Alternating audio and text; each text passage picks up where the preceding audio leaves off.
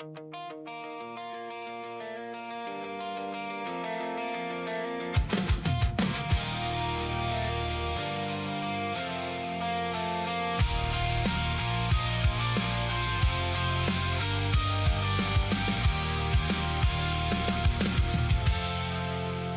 woke up to the refinery glow, feeling my hands still running low.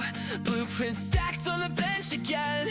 Every new fix just leads to 10. Walls go up, then the hunger grows. Another upgrade, another load. I built this place with my own two hands. Now it keeps asking me to stand. I'm tired, but I'm still here, counting every scrap I clear. If I keep my head on straight,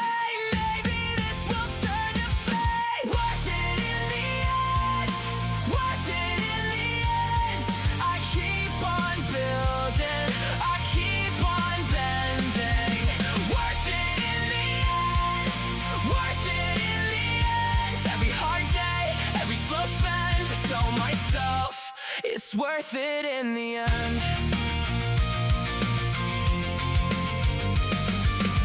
Gather the fuel at the edge of town, drag it back when the sun goes down. Research lines on a cracked up screen, chasing what this whole thing means. I upgrade one, then I need two more. That's the kind of life I can't ignore. It's frustrating, yeah, I won't pretend, but I'm not leaving this halfway built. I'm tired, but I'm still here, counting every scrap I clear. If I keep my head on straight, maybe this will turn to fate. Worth it in the end, worth it in the end. I keep on building, I keep on bending. Worth it in the end, worth it in the end. Every hard day, every slow spend, I tell myself it's worth it in the end.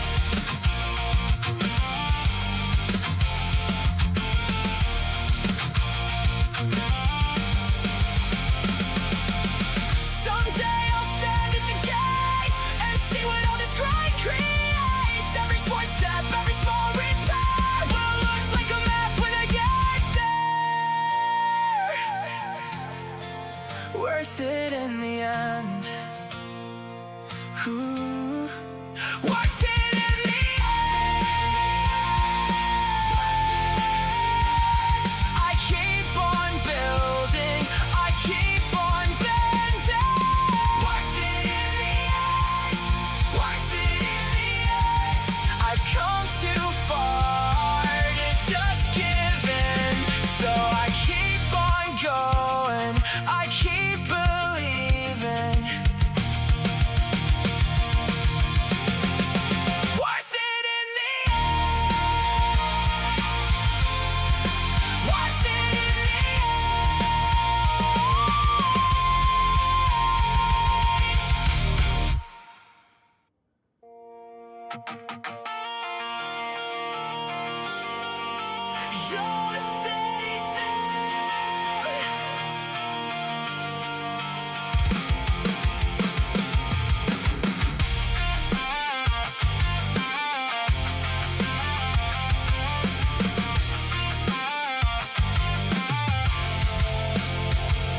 Fresh in the gate, bag gear, blank slate. You and your Illuvials, hungry, not great. Boots on the stone, hands on the rail. First slam in the arena, first hard fail. They read your move, then broke your line. One clean strike and you fell every time. Dust on your face, grin still alive. You said run it back just to survive. Round after round you stayed in the fire. Every scar taught you higher, higher. You learned their feints, their breath, their pace. You learned how to lose without losing your place. Round after round you rise. Round after round you rise. They know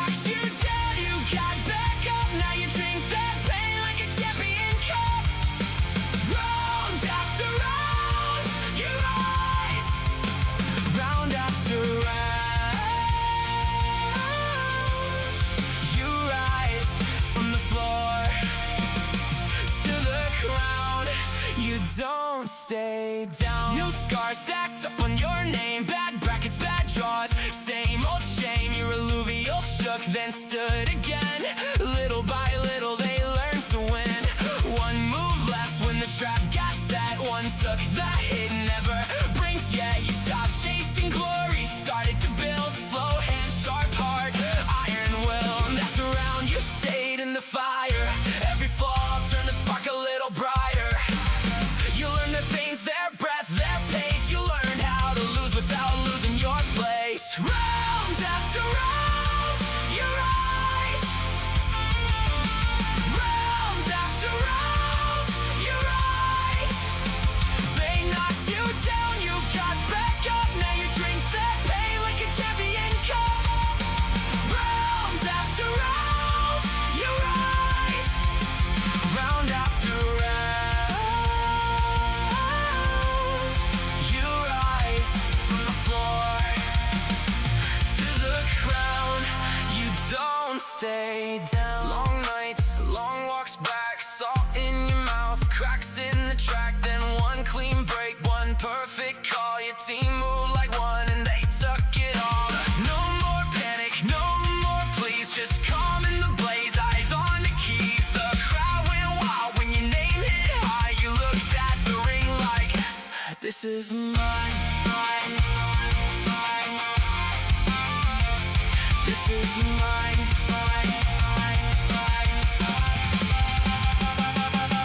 Round after round, you rise. Round after round, you rise. They knocked you down, you got back up. Now you drink that pain like a champion cup. Round after round, you rise. Round after round,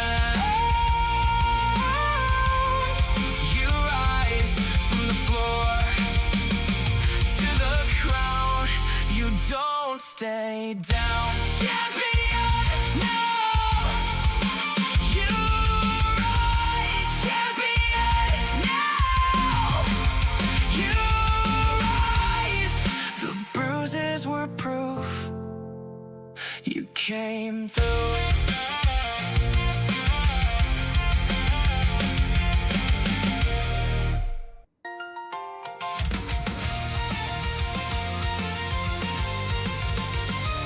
Get down, eyes up, we came to play. One last hit, then we all say, close by close, we hold our line. Steel in the breath and fire in the mind. No empty throne, no lone wolf run. Every hard round brings us as one. Hear that shout, it rolls through the floor. One more clash, then we want more. Shoulder to shoulder, we rise in the glow. Tightest fight makes the whole room grow. Stand as one, stand as one. Close battle, still we come. Stand as one, stand as one. We fight hard, then we build this home. Stand as one, stand as one. Every hand keeps lifting someone. Stand as one, stand as one. We play for the league, we play for the bond. Quick right turn and near miss spark. One clean break, then back to the dark. Tiny margins, big brave hearts. One shared win from a dozen starts. New names, old friends, same battle cry. We learn your moves and we cheer you by. When the dust sets, we stay in the ring. Win or lose, we still fear that shout. It rolls through the floor. One more clash, then we want more. Shoulder to shoulder, we rise in the glow. Tightest fight makes the whole room grow. Stand as one, stand as one. Close battle, still we come. Stand as one, stand as one. We fight hard, then we build this home. Stand as one, stand as one. Every hand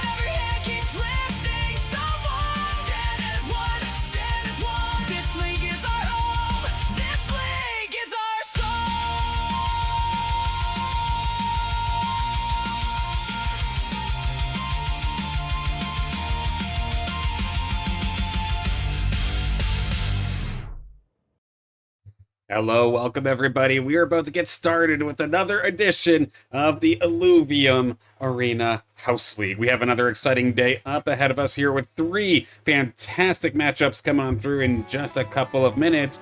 In theory, one lobby of each of our divisions. We've got Carablu Cup going to be starting us off here with, as of right now, 4 players registered for it, tying our biggest Carablu Cup yet. Of course, Carablu Cup in particular is the group for our newcomers and those just kind of getting their footing into Illuvium.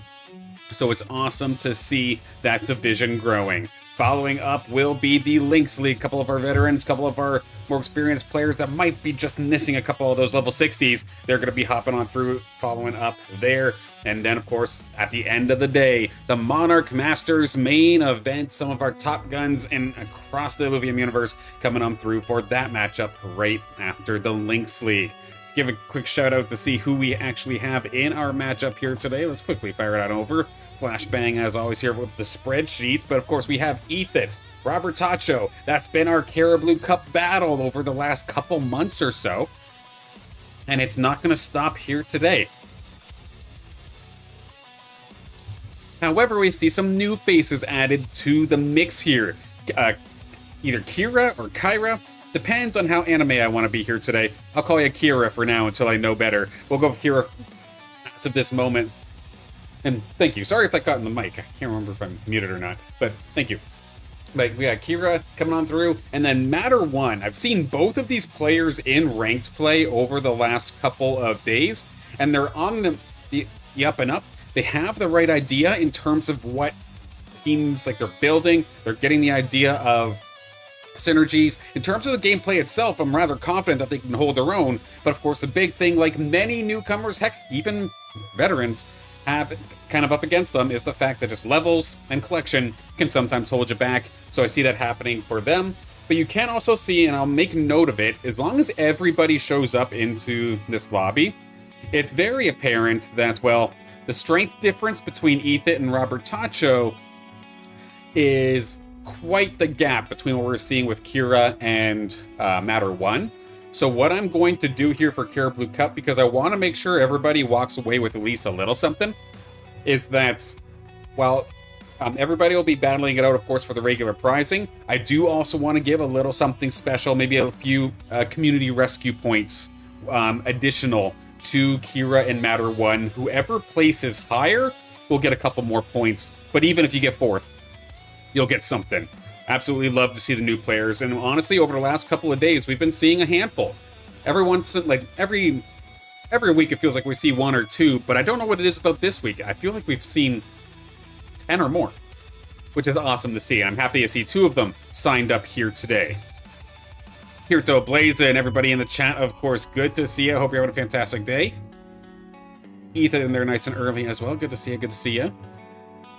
Then going into our Lynx League, we've got Mothpuck or Monster, we've got Blazin, we've got Deathmatch Daddy, which is the alt of Bond Daddy Ratty, but you'll notice Bond Daddy Ratty is not playing in Monarch Masters here today, so I allowed it. They have a team that they're in process of leveling up, and if they want to use their time to go pursue a lesser prize, because of course Lynx League is a little bit less compared to Monarch Masters, if they want to go chase that, but for the effort of leveling up their team, I'm not going to say no to that for now. I'll see if it gets abused, and I might have to change my mind on that a little bit later.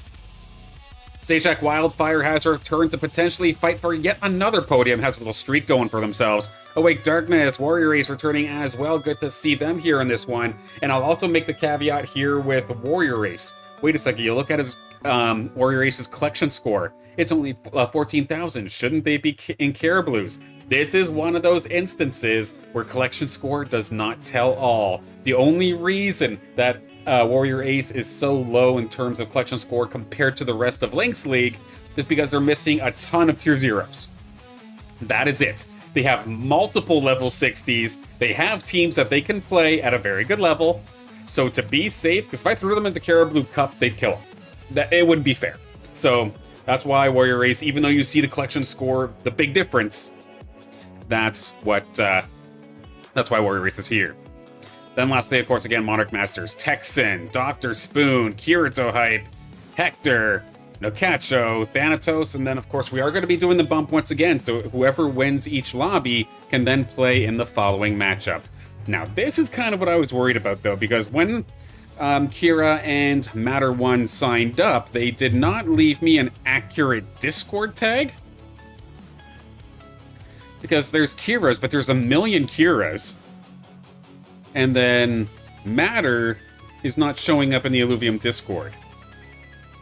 So if you happen to be in the YouTube chat, please do give me a shout out right here when you can. I'll send you the code. In fact, maybe I'll try and ping it directly here on Discord, but they'd have to be active on the Discord to see that I'm trying to friend request them. We'll need about 5 minutes or so to get this done. Robert Tacho, I have Robert Tacho. He's good and should be banned. There is absolutely nothing that Robert Tacho has done, at least to me personally, to warrant that. So not a chance there, Manuel.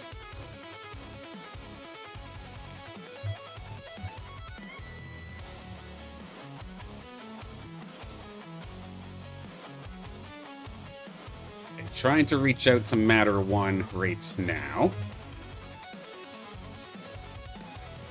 At the very least, we're going to have yet another Ethan versus Robert Tacho epic battle. So I'm still happy about that. But I'm trying to do my due diligence here, even though these players may not necessarily be in the Illuvium Discord. Maybe I could reach out to them personally and catch them waiting.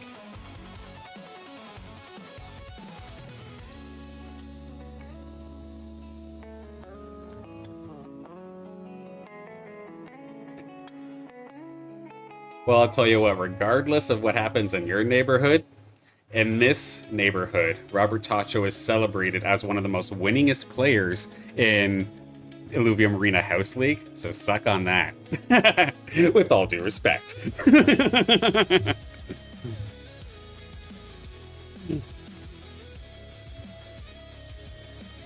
I'm giving the benefit of the doubt that you guys are all buddies and just playing with each other. Because, of course, we try to be nice in here. More than Fox and Slicks. I mean, Slicks has won a couple. But still more than both of those. Yeah, you're right. I guess you could technically say Robert Tacho's won more than Fox and Slicks combined. And you wouldn't be wrong. No, Slicks has played a few times in House League, though. Always a pleasure whenever they're available to come and compete in Monarchs.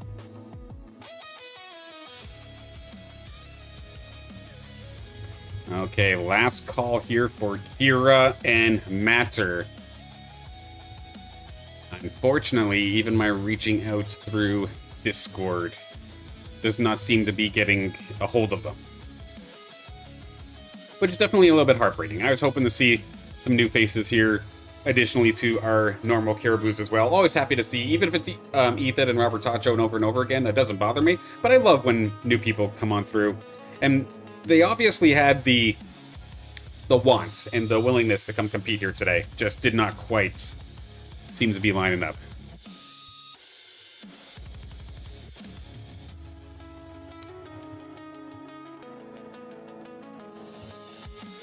Oh, right.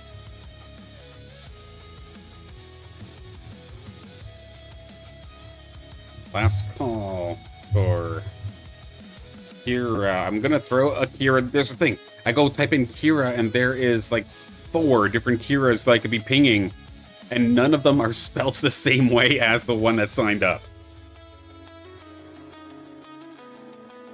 I don't want to ping all 3 or 4.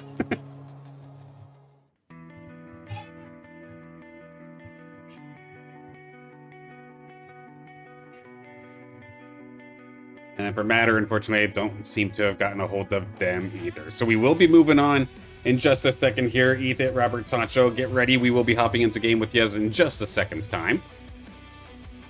But I also just wanted to take the quick second to remind everybody, of course, what the heck are we all even playing for?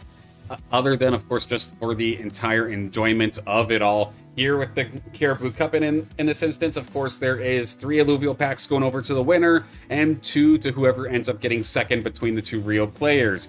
Community rescue points as well coming on through. with 9 points going over to the winner, 7 points to whoever gets second, which of course then they get their pick of all the Illuvials from the community rescue, where I go into or scan their accounts, see what's missing, and I try to fill in an Illuvial that they're missing.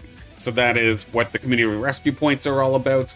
Looking forward again to being able to help continue to build these collections for people just by playing the game. And heck, Robert Tacho just last week, while the ownership off event was happening, they scored themselves a foe. That is the first tier 5 that I had the opportunity to give somebody, and I'm very happy about that. Big thank you to the community members, of course, that have donated to the Silence House Community Rescue to allow for these bigger ticket Carablu Cup prizes to come on through. So thank you all for making that happen. 1v1, let's go. We're going to fire it up in just a second here. Just hit start, and we should be there very, very shortly. Hector, good to see you as always. Hope you're having a fantastic day. We'll let them load on in just a moment's time. While this is happening, of course, I do want to give a shout out to some streams that are coming up next week. I'm going to be taking the weekend off as always, though nothing Saturday, Sunday, but I'm going to be doing some Illuvium Deathmatch on Monday. Now that I have a better understanding of what the whole graveyard system actually is, I think I can actually talk about it and try to, you know, fill my own graveyard a little bit. So that's going to be my goal. I have a handful of extra Illuvials that I've gotten from Fuel because of my position on the arena leaderboards. I've saved maybe 2 or 3 weeks worth. So I opened a bunch of packs, and I'm going to be firing up a bunch of them into Deathmatch to try and build my graveyard status, whether that happens to be the regular ones, or if I have so many hollows that I can actually spare a few, maybe we'll try something like that. Then on Tuesday, I'm going to be talking all about Gyro, or the entire like Hedgehog or Tenrec, whatever you want to call it, Rota, Revo, and Gyro. Similar to what I did with Monarch about 2 weeks ago, where I'm trying to put Monarch in the teams it doesn't belong in. I'm going to do the exact same thing, but with Gyro or Revo. That should be interesting, trying to force that Hedgehog into team comps that it's not normally supposed to be in. This week in Illuvium, hopefully we get some news about, say, the playtest sometime soon. We know it's supposed to be coming out sometime in August. We're getting really close to it. So maybe we'll have something cool to talk about there, alongside anything else news-wise from Illuvium and its universe. Then Thursday, it'll be some ranked grind, once again, pushing towards the top 20. And then Friday, we're right back here once again with, of course, the Illuvium Arena House League. But without further ado, now that we've gone on through, let's load on into our matchup. Ethan Robert Tacho on Crimson Wastes. Blazen's pitching me a little bit better than I'm even pitching myself. Yes, of course, whether you're new here or returning, if you haven't done so already, make sure to subscribe to the channel, because again, I'm trying to build this channel just off of Illuvium. While the urge can sometimes be there to maybe splash into some other titles, other esports titles, especially since across my time in esports, especially college esports, I've casted like 30, 40 some odd titles. I've been enjoying my time here with Illuvium, and I don't want to keep it that way. Regardless of what the numbers, regardless of what the viewership says, I'm enjoying my time, and as long as I'm enjoying myself, we'll keep doing it. All right, so let's get into the game right here, right now. We have Robert Tacho and Ethan going to be battling it out here in our first match of the day, the Carablu Cup. Why don't I have a sub option? That's a Twitch-based thing, because, of course, in order to get the equivalent of a Twitch sub, like where you do the $5 or whatever and get like ad-free experience or something along those lines, you have to be a YouTube partner, and you need 500 subs for that, plus a bunch of watch time. We've killed the watch time thresholds already by a long shot, so I'm very, very thankful for those that are watching. It seems like you are enjoying the show, and I thank you all very, very much so for it. But yeah, we need like 500 subs for the first tier, and then 1,000 subs for the second tier, which we are nowhere near close, but that is a-okay. All 205 of you that have already subbed to the channel, absolutely thank you from the bottom of my heart. It means the world. And regardless, again, of the numbers, whether this turns monetized or not, I'm still having fun. We're going to keep doing this. It's not the end-all, be-all if it doesn't get there. It'd be cool if it did, though. Not gonna lie. And of course, ex-billionaire Texan, good to see you both. Hope you're having a fantastic day. And this also just came to my mind. Of course, this is the first House League that we're getting that is going to be on the new balance patch. Of course, we did see the 6 fire synergies get toned down pretty significantly.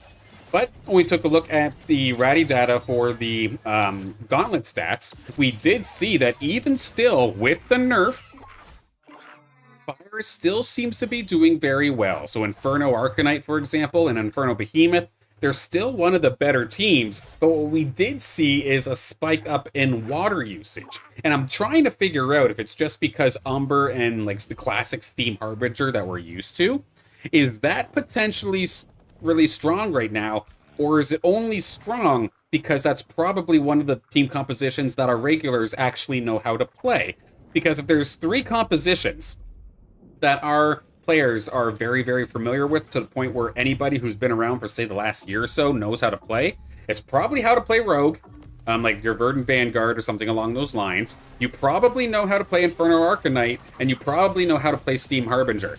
Everything else is kind of like a mix and match. Some people, you can maybe splash mud into that as well. But for the most part, like Steam Harbinger, again, one of the very well-known teams, to say the least. I guess we could throw Toxic Aegis in there as well for a lot of players here.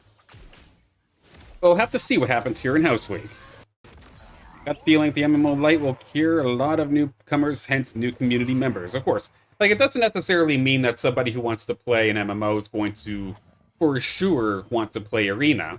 Like, I know there's a lot of Pokemon fans out there, for example, that will just happily play their adventure game, complete the story, maybe complete the decks if they're really feeling try-hard, and then they're good with the game. They're done there. They don't touch VGC or anything along those lines. But there are always some that do. And that's what would be absolutely incredible, especially if maybe we can get the idea that this arena is here ahead of time, and then just figuring out that once that adventure, Obelisk Rising, comes on through, it just makes your time here even easier and even more fun. That is definitely going to be interesting to see as we finally get a battle here between our 2 players. Here we go, Robert Tacho up against Ethit. Weapon-wise, we do have Robert Tacho picking up the Lava Gauntlet, so of course your Fire Scion weapon. The Tried and True coming on through here for Ethit. This seems to have been their go-to over the last little bit. The Scalewind Bow, it's a fighter weapon, but of course it does have some range onto it. Level 5 for Ethit, level 4 currently for Robert Tacho. And in terms of what they are building, it does look like Robert Tacho's got the fire thing going on as of this moment. Lots of little guys, nobody really evolved as of right now. Meanwhile, Ethit does have this Nimble Lynx ready to rock. Has, of course, this big old damage augment on top of it as well. There we go, Charge Force Reactor. You'd think I'd know that by now, but still big damage onto that Lynx as long as it could stay alive. And the poor little T-Roo Cup just got immediately mauled by Ethit's squad in the back line. So a big win here for Ethit, but I'm not going to worry too much here for Robert Tacho. I feel like I see this week in and week out. Robert Tacho is not afraid to take the damage early, save up those credits, and then make a move later in the game, especially if they are going for Scion-based builds like they're normally doing, but we could see potentially Inferno Arcanite coming out here from Robert Tacho. And of course, Robert Tacho did just pick up a foe from the community rescue. I'm very curious if maybe we'll get to see that in action, but it might not necessarily fit the build this time by. But we do happen to see it. It'll definitely be a little happy moment, to say the least, here for myself.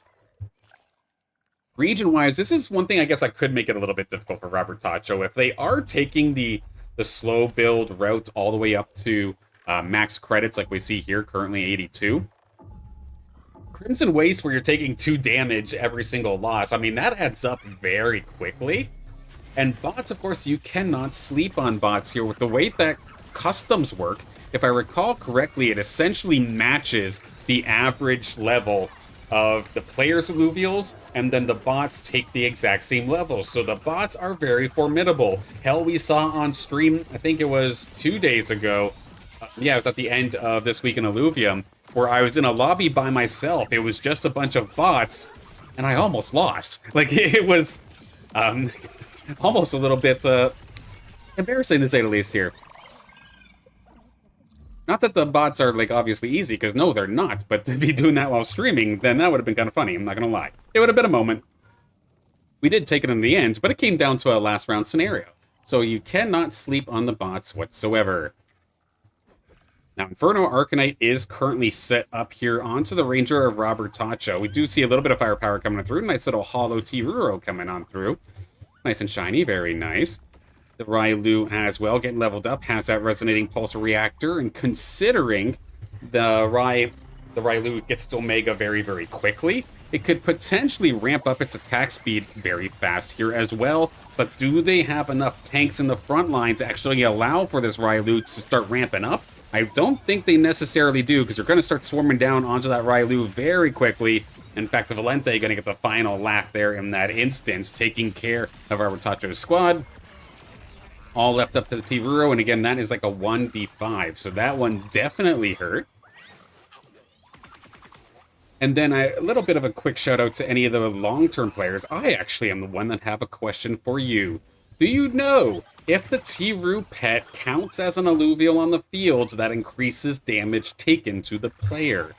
Please do let me know. I'm not 100% sure about that interaction, oddly enough.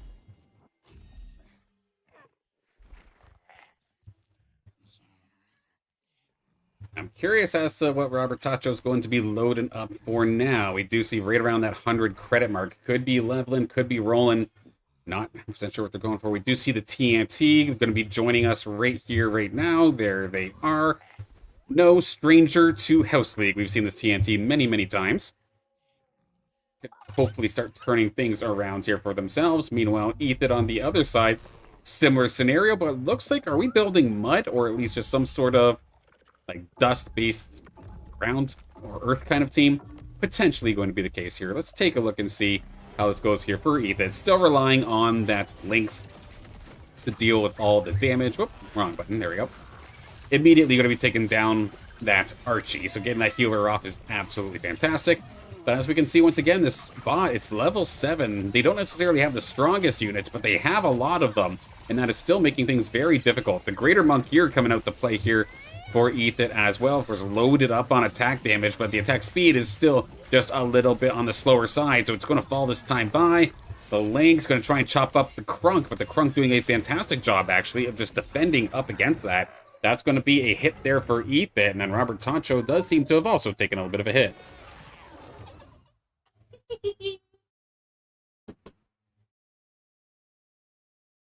I think so. The T-Root baby deals damage as long as it stays alive. Like, I know to other alluvials, but, like, it counts as another alluvial towards the player damage. Just to confirm what you were saying there, Awake Darkness. Because that'd be definitely an additional aggressive move that you could potentially do there. Axon coming onto the field here. Or not onto the field. Oh, a second one, rather. There is a Axon here for Robertacho. Nice. Nice little setup here for potentially Harbinger if they wanted to link up for it. They're still set up for Inferno Arcanite, but the Arcanites are not anywhere near available. So if this... I'm starting to kind of second guess whether this is actually Inferno Arcanite at all, because it's starting to spin around into Robertacho's traditional team, where it starts to go Scion heavy.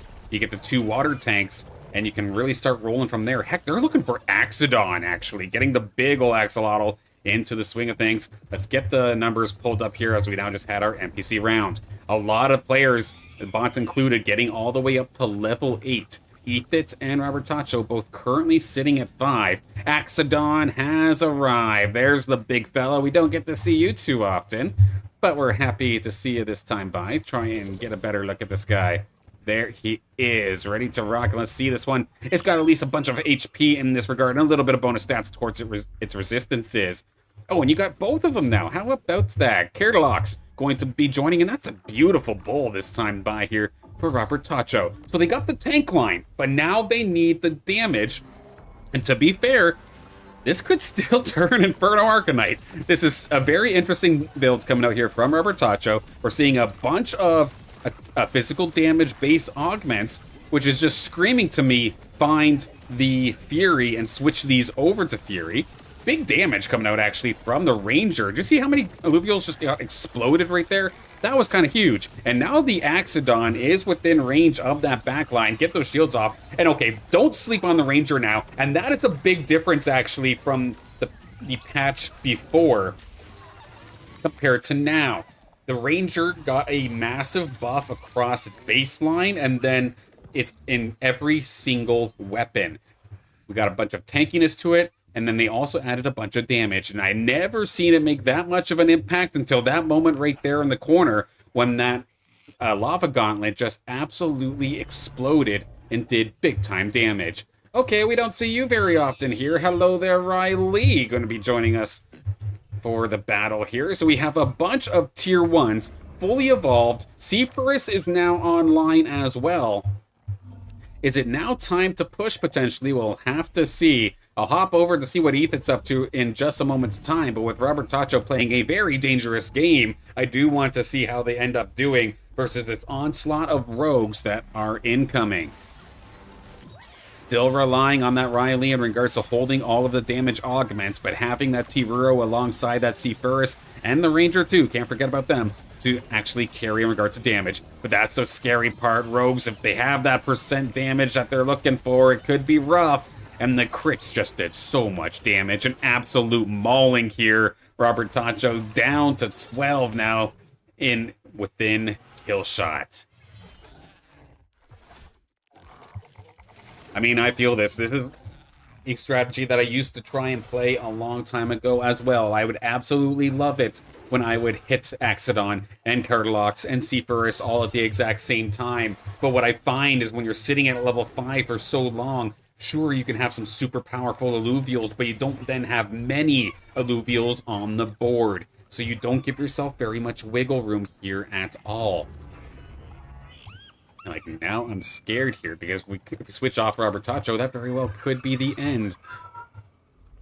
Very curious to see what's going to end up going on here in just a second, because now Bot 7 has level 8 currently online, so we can see tons of Illuvials onto the board. What is going on? This is an empath-based build with few nature and air units, so dodge is also going to be a thing, and there is no true sight.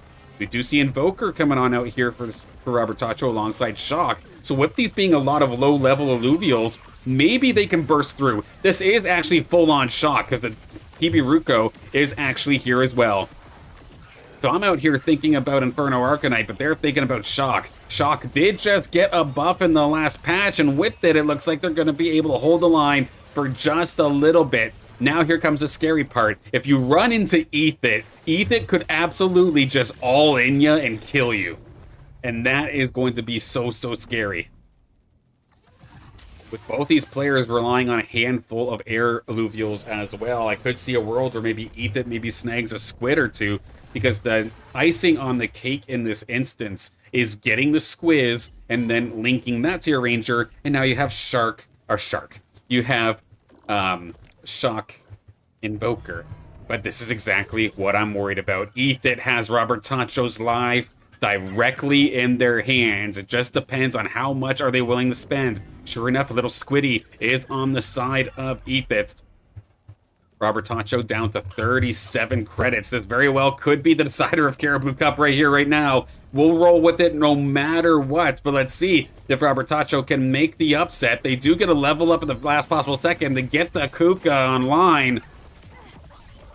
Let's see if it's enough. There's a lot of beefy bodies. There is a handful of Illuvials with some decent firepower now, but can Robert Tacho work that Illuvial disadvantage? Right now, it does not look like it. It seems like there's just enough here for Ethit to potentially get the very early kill shot here onto Robert Tacho, as the Axodon's going to be the last one standing. This means that as the Axodon falls, this will be the kill shot onto Robert Tacho very early into this game.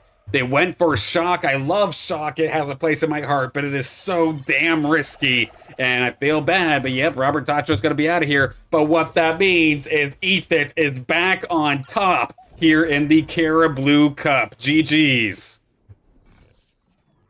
We'll keep it running nonetheless, because we are still technically like 10, 20 minutes ahead of time. So Ethit, play it out, man. We'll roll alongside you and watch this team build as we go along. But, like, I don't think that was any sort of issue about, like, say, a player not trying or anything along those lines. Far, far from it. That's just the riskiness of the Shock-based build. Because it's so fun to run, and it's so satisfying when it works, but it is extremely risky. Like I was saying before, you have to sit there at level 5, level 6 potentially for so long that you start getting swarmed a little bit, even unintentionally, to the point where you might have a team full of fully evolved Illuvials, but you only have 5 of them. And you're going up against people that have a bunch of stage 2s, but they have like 8 of them. And you can sometimes, maybe, get the better of them if your positioning is perfectly. But it is a very tough way to play. Ethan absolutely going to be flaunting their feathers here today. Well deserved. I didn't even make that pun intentionally, given the fact that they have the Kuka as their profile picture, but it makes sense here given the context now. And this does end up being Dust, and in fact, they've incorporated Shock into their team. One thing that I did notice prior to the Robert Tacho battle is that Ethan was actually loading up on a bunch of the Rise, a bunch of the Red Pandas as well. So they, too, are going to now have a bunch of Shock units online. So this is actually Air, Dust, Shock as they come around here. A bunch of fighters online. Heck, the Squid gonna come make it rain, but this Sinolf on the other side does have some other ideas. Up in the corner here, giving Ethan a little bit of a hard time, but now that it's been jumped on, there's a lot of low health bars, but like nothing died there from Ethan, so they can absolutely crush on 4th. The leader of this lobby ends up being a bot that's unironically setting up for a very strong rogue Vanguard or rogue Predator Vanguard. So this game still isn't over. This bot could absolutely roll on through, but we'll have to see. Of course, in terms of our 2 players here today, yes, Ethan shall be the winner this time by, but we're going to roll with it, like I said before, because it's a little bit too early to start our Lynx League matchup. And then Robert Tacho is still going to be credited for 2nd in this instance here. Just because it didn't work out in terms of the entire lobby, we're not going to punish them in that regard. It's not like I said before, where like they were trolling and not trying or something along those lines. It was a good build, just unfortunately fell short this time. And I know personally I'm still of the mindset that I think that Shock needs maybe a little bit more love. I do like the change that Perry and the rest of the design team went for, though, to rather than stack a bunch of damage onto Shock, maybe just let it hit more targets. That was an interesting idea. Of course, Shock used to hit 3 targets back in the day, but it would always go for the lowest energy resisted Illuvials instead of the furthest Illuvials.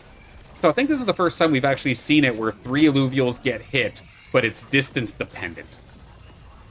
And I'd love to see it more often, but as we saw, it's so hard to actually pull off. Like, Shock added onto a composition is beautiful. Shock as the main composition seems to suffer. Was ready. Thank you so much. I appreciate the positivity. Thank everybody for the positivity. That's absolutely awesome. Thank you.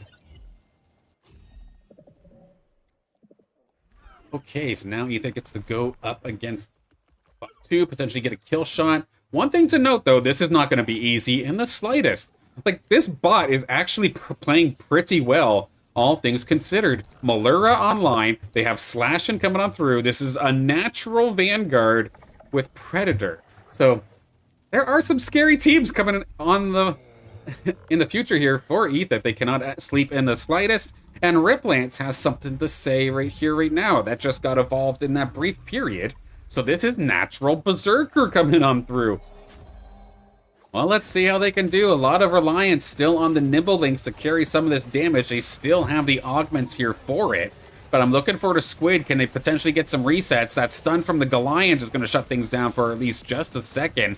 The Nimble Lynx here for Ethan will end up falling, but the Shock is still coming down. But my biggest concern is that Scorpion directly in the center of your screen here. It's still absolutely swinging away, and as long as it doesn't get stunned up, it is getting healing because of its Berserker nature. Big damage done to the Ranger, but a good dodge actually coming up from the Ranger. Does have that Swift Strike from its Omega, but it will end up falling. So that's what I'm saying. Bots nowadays, it's not any longer the days of, like, haha, you lost to a bot, you scrub, or anything along those lines. No, bots are difficult. They genuinely are.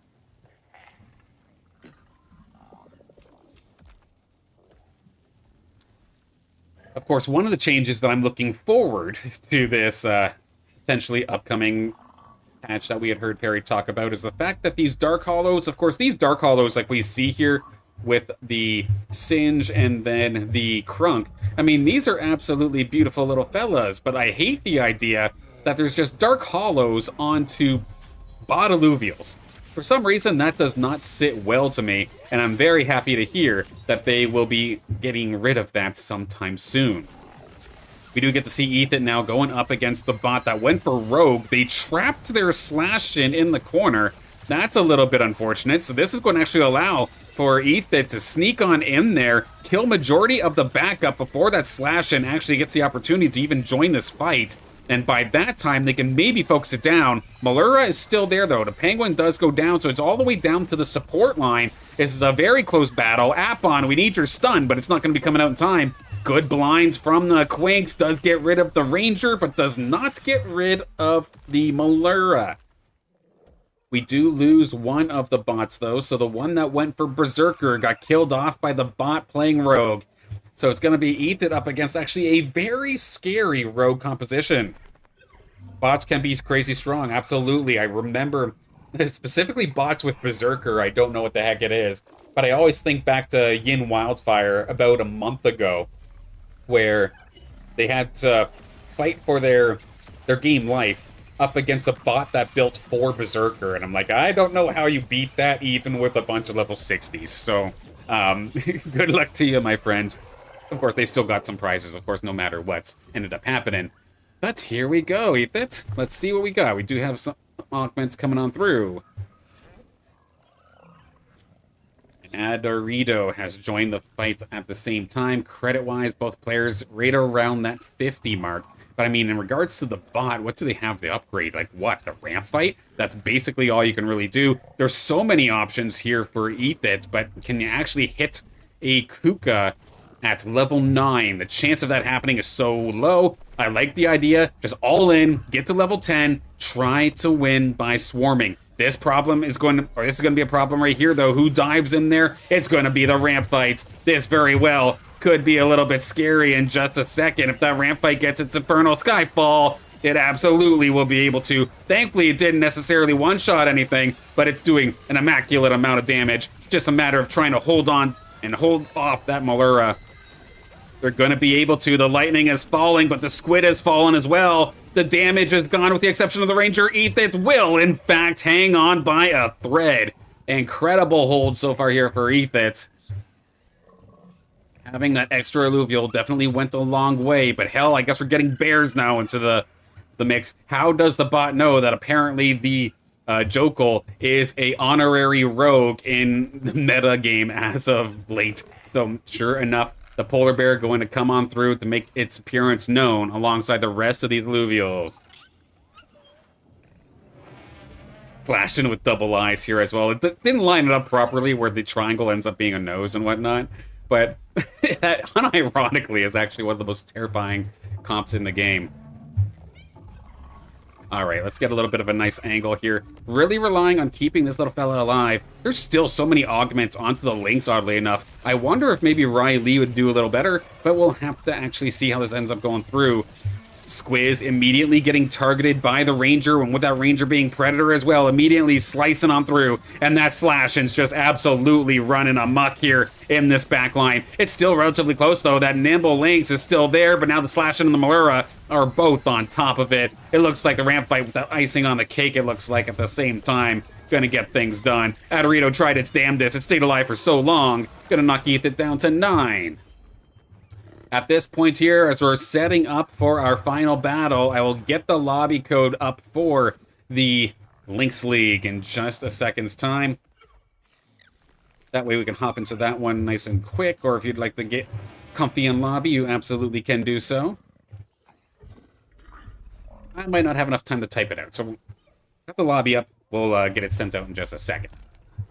Ethan spent everything in the bank, and there's still one thing that they do have going for them. It's going to be the fact that they have a level advantage. One more Illuvial onto the table compared to everything else. But can they actually box them out? The Goliath's in a good spot to be able to tank these rogues, at least initially, but with there being no Granite currently on this team, that Goliath will go down relatively quickly. I mean, the Hell Zone actually not too bad, but still will end up falling. Ramp fight to the skies, gets a piece of the Lynx as well as the Ranger. So 2 of the big DPS units do have some damage onto them, but there we go. It seems like the rogues were caught this time by, and not even the Squiz fell. Very, very nice. Fate, good to see you. Hope you're having a fantastic day. Not sure what you're talking about, but hey, hope you're having a great day no matter what.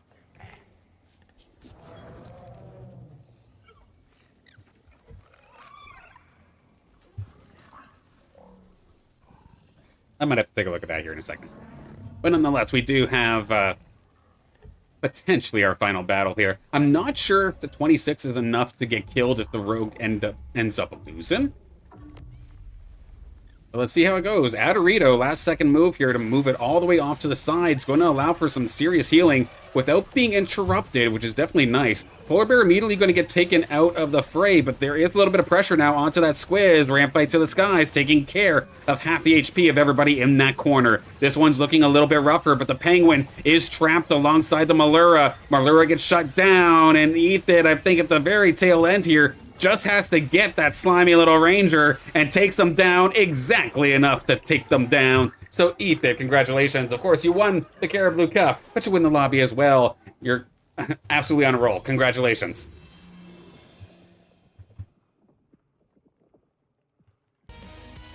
All right.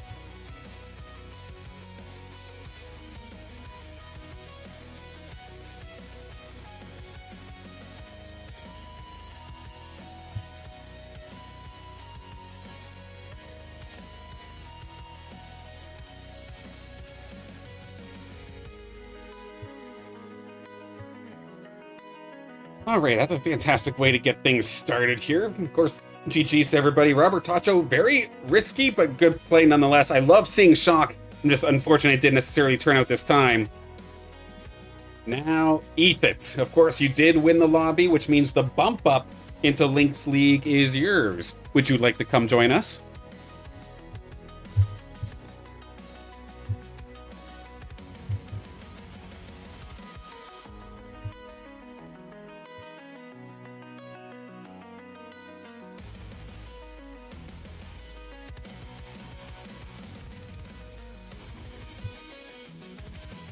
Okay, going to be putting the code here for Lynx League in the Discord. Just a moment's time.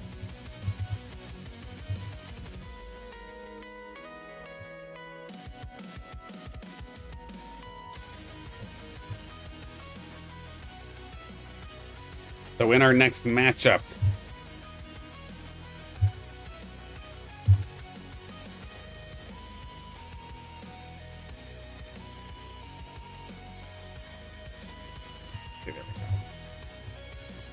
we got Moth Puck, our monster. Got Blazin.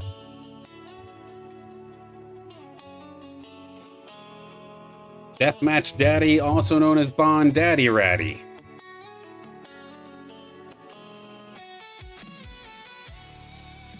Zajac Wildfire. Awake Darkness.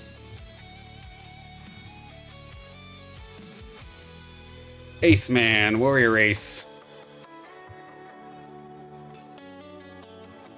I was about to make the comment, actually. We do have 2 slots available, so Robert Tacho, if you want to move up into Lynx as well, so that we can have a full lobby, I'd love to have you try again if you'd like.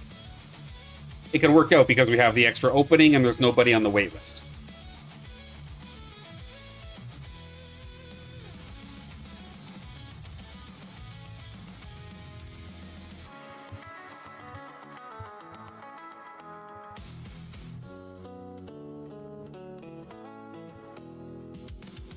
Excuse me. Where is the therapist? I can never remember Ethan's Discord tag for the life of me.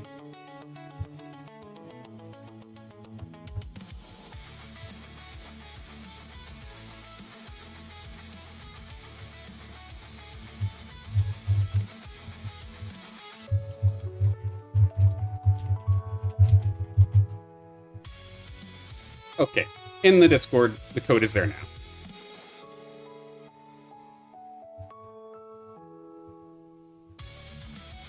Yeah, Ethan's starting to get into a pretty interesting position, of course, with us here in the Carablu Cup. I mean, Robert Dodger's actually got him in a similar spot, actually, where potential Lynx League graduation is right around the corner. They're definitely on the high side of the Carablu Cup, and then their collection scores even are starting to get very close to some of those players that we do consistently see in the Lynx League. So we might have our first couple of Carablus graduating into Lynx very, very soon.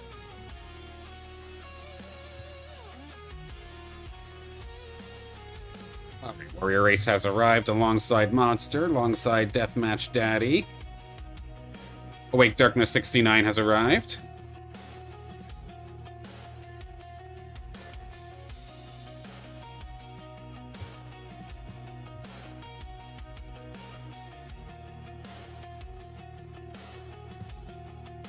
There's Ethit, perfect.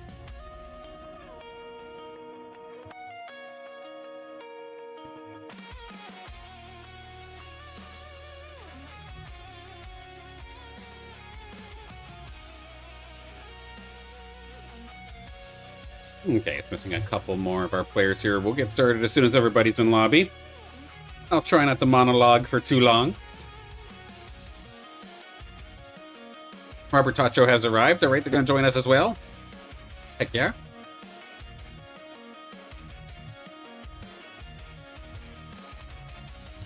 So Zajac Wildfire, I believe, is one that I'm missing. Blazin has arrived. Yep, so just Zajac.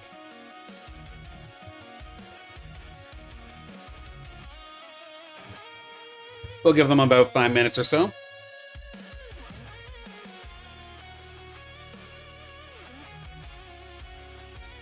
I know they really enjoy House League, so I don't want to rush and then accidentally knock them out of here.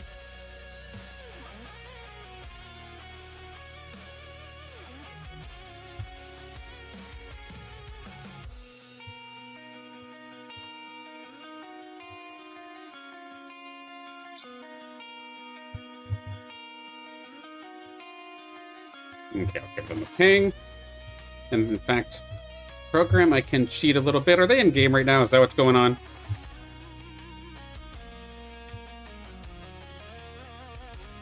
I don't think I see them, so no.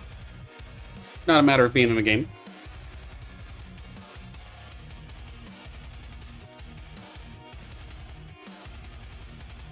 Yeah, I'm going to be interested in going into this Lynx League, going into the Monarch Masters, what everybody's playing, because it does not feel like right now, as much like I was saying before, where we're kind of harping on Steam Harbinger for being the, I guess, the top team, sort of speak, if we compare with the Ratty Data and whatnot.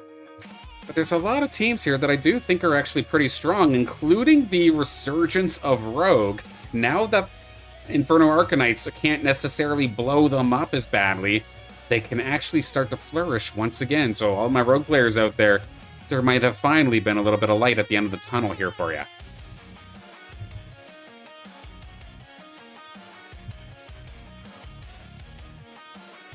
Okay, when it says 4:20 on my screen, we will start the lobby.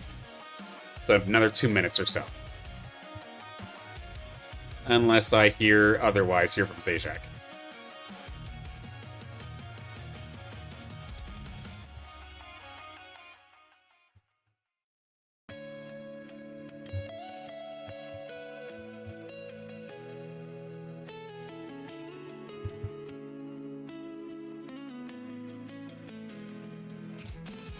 Of course, I was showing the schedule for next week as well. And one thing I do also want to just make sure that everybody keeps in mind, I keep those topics out there as a rough rule of thumb. But if something were to happen, some sort of big update or some sort of, I don't know, playtest come out and all of a sudden be playable and be streamable, you'd bet that I would 100% switch a couple of those topics to start including the playtest, assuming we were allowed to stream it. So I know, similar in the last playtest, I was thankfully able to be a part of it, and eventually they did lift the NDA of sorts, so like you could actually stream the playtest. I was able to do it once before it did end up going back down, but if something like that does arise again, I will absolutely prioritize that. We'll obviously keep Illuvium Arena House League. That for sure is going to be a staple. That stays no matter what. But any of these other topics could very well make a switch if all of a sudden a playtest were just kind of drop on us. So another 30 seconds here before we get on into game. Unless I hear something from Zajac in the next couple of seconds, it does not look like it is going to be the case. So I've got everybody else in here. We will fire away with this lobby. 7 out of 8, but that's still okay. Starting the lobby. Let's go. Good luck. Have fun, everybody.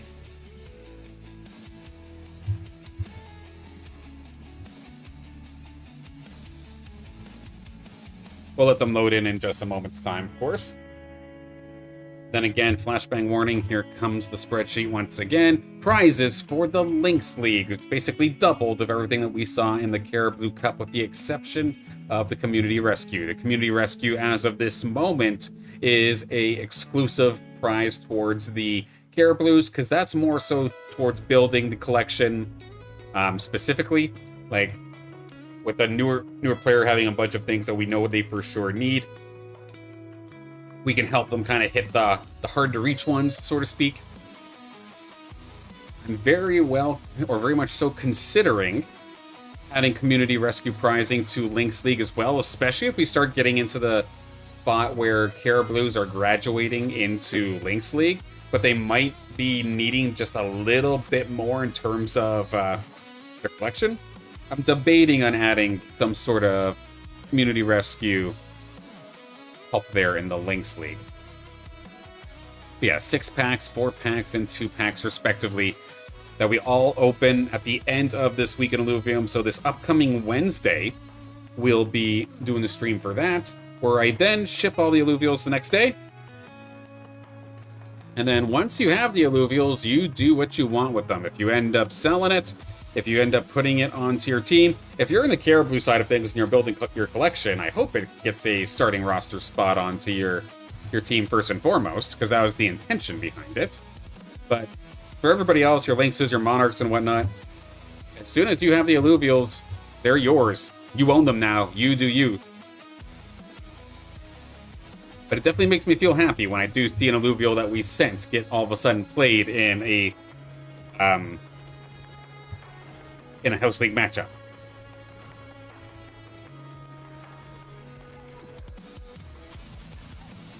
All right, let's get into the game. We have our second game of the day, Lynx League battle here. 7 players in this one this time by, including 2 of our Carablus. Let's go through everybody as Deathmatch Daddy and Awake Darkness battle it out here. So again, Deathmatch Daddy, that is Bond Daddy Ratty, but he's playing a new team. Trying to level up a team. I love the goal with this one here, actually, because they're trying to build a team where everybody is 90 TPI or higher. And they're willing to actually sacrifice chasing the big Monarch Masters prizing to get this team leveled up just a little bit more. So I'm very interested in seeing what Deathmatch Daddy can do here today, or Bond Daddy Ratty. I think I'll just label it Bond Daddy Ratty, just so we have the consistency across battles, but try not to make that too confusing. We do have Monster or Mothbuck coming on through. We do have Warrior Ace. We've got Blazin, Awake Darkness, Ethit, and Robert Tacho going to be rounding up our players here today in our Lynx League battle. Halcyon C. So everybody is going to go, or they could potentially get rich here. But you have to kind of commit either way. Are you going for win streaks, or are you going for lose streaks? Because either way, your amount of credits earned will be doubled, which could absolutely, whether it be making a comeback from behind if you're lose streaking, or just take that lead and push it even further. Both options absolutely fantastic, of course. Feels like that's already a thing. It's hard for me to believe otherwise that Deathmatch Daddy or Bond Daddy Ratty doesn't have a team that's like all 90s at this point here. But that is still the goal here for this account and for this player, it seems.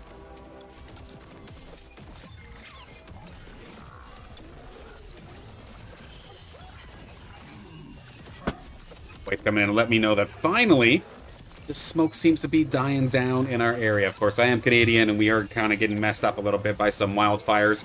I personally am not threatened by the fire, but the smoke is still absolutely there. As we see Deathmatch Daddy going up against this damn little Flish. A very close little scenario, but the Flish will take him down this time. Weapon-wise, here for this battle as we watch Deathmatch Daddy go up against Ethit. So, of course, Monster picking up the Strike Boomerang could absolutely set up for a little bit of Inferno Arcanite. We'll have to see. Warrior Ace, Ember Buckler. This thing got quite the buff going into this latest patch. Looking forward to seeing what Warrior Ace pulls off with that. We do have the Tempest Lance as your air bulwark weapon coming on through here as well for Awake Darkness. We could go many ways with this. Tempest being one of them, I'd be very surprised, but it's cool to see. Blazin', right on brand, apparently. Going to be picking up the Fire Boomerang here as well. Strike Boomerang in hand. Deathmatch Daddy has the title shiv, looking for some rogue play potentially. Robert Tacho actually stole Ethit's weapon. It's going to be the Gilwind's Bow, picked up here for Robert Tacho. And then Ethit has the Emberling Rod, my precious, my favorite, as we see them battling it out right here. In a very similar situation, but the Flish alongside the Ranger will help Ethit take the win this time. Dr. Spoon, good to see you. Hope you're having a fantastic day or a fantastic evening now. Just as I'm pretty sure there's at least one other super close to a full collection at 90%. I definitely believe it. The crazy part about it, too, is I think some of the best collections in Illuvium, or best collections for Illuvium Arena, are actually held by people who don't actually play Arena, which is kind of crazy here to me, because I figured if you spend so much time and potentially so much money chasing those Illuvials that you'd be competitive in nature, but no, they're just collectors. So, like, cool on you. Like, I think I remember last time we took a look at Illuvia rank. It's been a while since we actually took a look at that. But we had, what was it, Alexa, I believe? I know them, like, for doing well in the Illuvium Beyond side of things, but they also are definitely up there in terms of collection as well. Probably, like, the best collection in the game. Short to follow, actually, I do believe is, like, Dr. Spoon and Bond Daddy Ratty. We see Ratty's second team here, and then we'll see Dr. Spoon in action, actually, a little bit later in our Monarch Masters main event. Warrior Ace going up against Awake Darkness. Warrior Ace trying to keep this win streak alive, and one way that they're doing that is by pushing their level.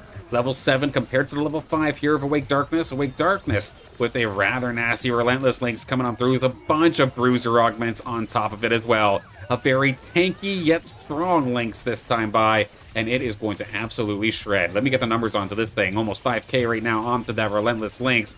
The Relentless Lynx on the other side of Warrior Ace tried its damnedest, but it just seems like there's too much power here. Oh, never mind though. 2 on 2 to wrap this one up. Untargetable, that is going to be the Doka taking the entire brunt of that Tatofi blast. It's going to come down to this final shot, but the shield coming on through from the overflowing impact reactor going to prevent that Lynx from actually being threatened. So with that, the win streak of Warrior Ace has fallen. Collecting is super competitive here, 100%, absolutely. Yeah, there's on one hand, just collecting to have all of the Illuvials, having yourself a living dex of sorts. I know personally that was my first goal, but it's funny how once you get that goal, then you start chasing the next goal. I know personally for myself, my goal is to have my competitive arena team all at least 75 TPI or higher. And even that is very difficult, let alone something like what Deathmatch Daddy is doing here, or Bond Daddy Ratty is doing, with a 90 TPI team. Mothpuck, the last one who is on a win streak, or at least a permanent win streak here, have not lost yet. It's down to the TNT. The shots will not come out in time.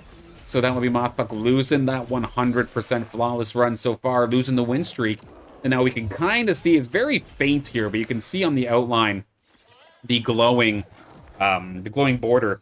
That does show if a player is on a win streak right now. So Awake Darkness, I do believe, has the biggest win streak as of this moment. Short to follow will be Blazin', though. They do have a little bit of fire coming out of there. And I'm not just talking about their team, actually. Because look at that. That is almost a 6-fire squad coming on through. But yet it seems more so rogue-based. That's kind of interesting. But we'll ride along with Awake Darkness for the time being. I want to see if they can keep this win streak going for just a couple of moments.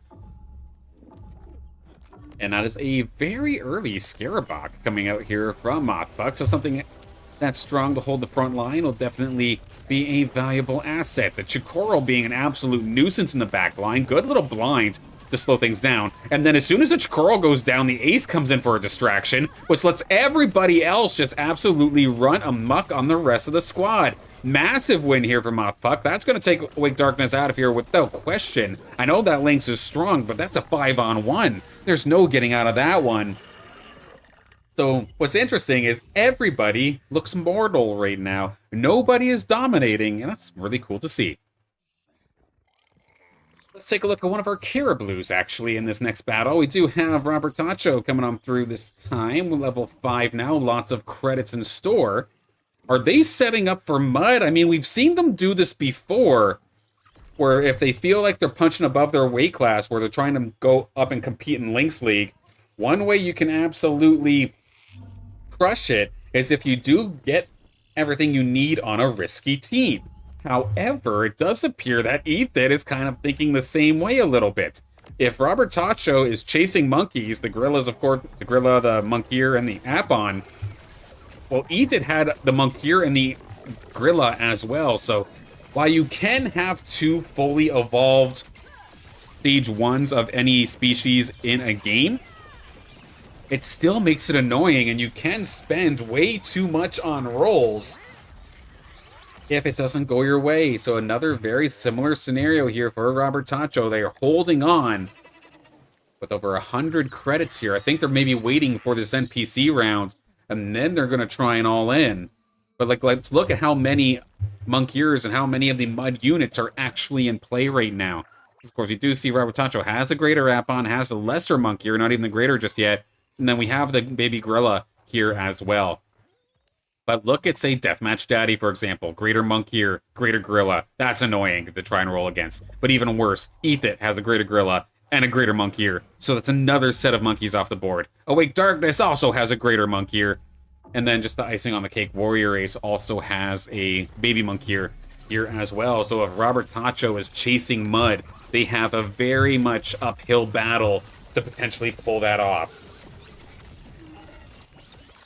Getting all the stage 3 Lynxes and tier 0 stage 3s with 90 plus is going to be hard 100%, given that both of those were very neglected units back when Overworld was open. Because they were there with such abundance, nobody really paid much attention to them, right? And because they're random at the beginning of every single match, they were never really truly sought after. And then all of a sudden, Overworld's closed. Nobody was grinding the free mode for the tier 0s. And then if you were in a paid mode, you weren't paying attention to the Lynxes. So both of those type of Illuvials, the tier 0 fully evolved, the Lynxes fully evolved, heck, even some of the tier 2 stage 2s, the middle stage evolutions, are very expensive and very difficult to actually find, to the point where they're actually on my endangered species list, or the stats that I do keep track of in regards to how many are actually on the Illuvidex.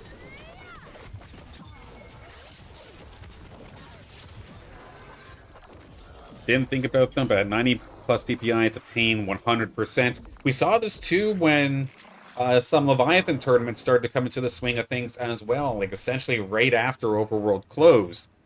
And then going into, say, the Motiverse Cup that happened, what was it, 2 months ago or so? People were looking for those Illuvials, but unfortunately, the people who were holding those Illuvials really did realize that, hang on a second, I didn't think this was going to be the case, but what I have is actually really rare.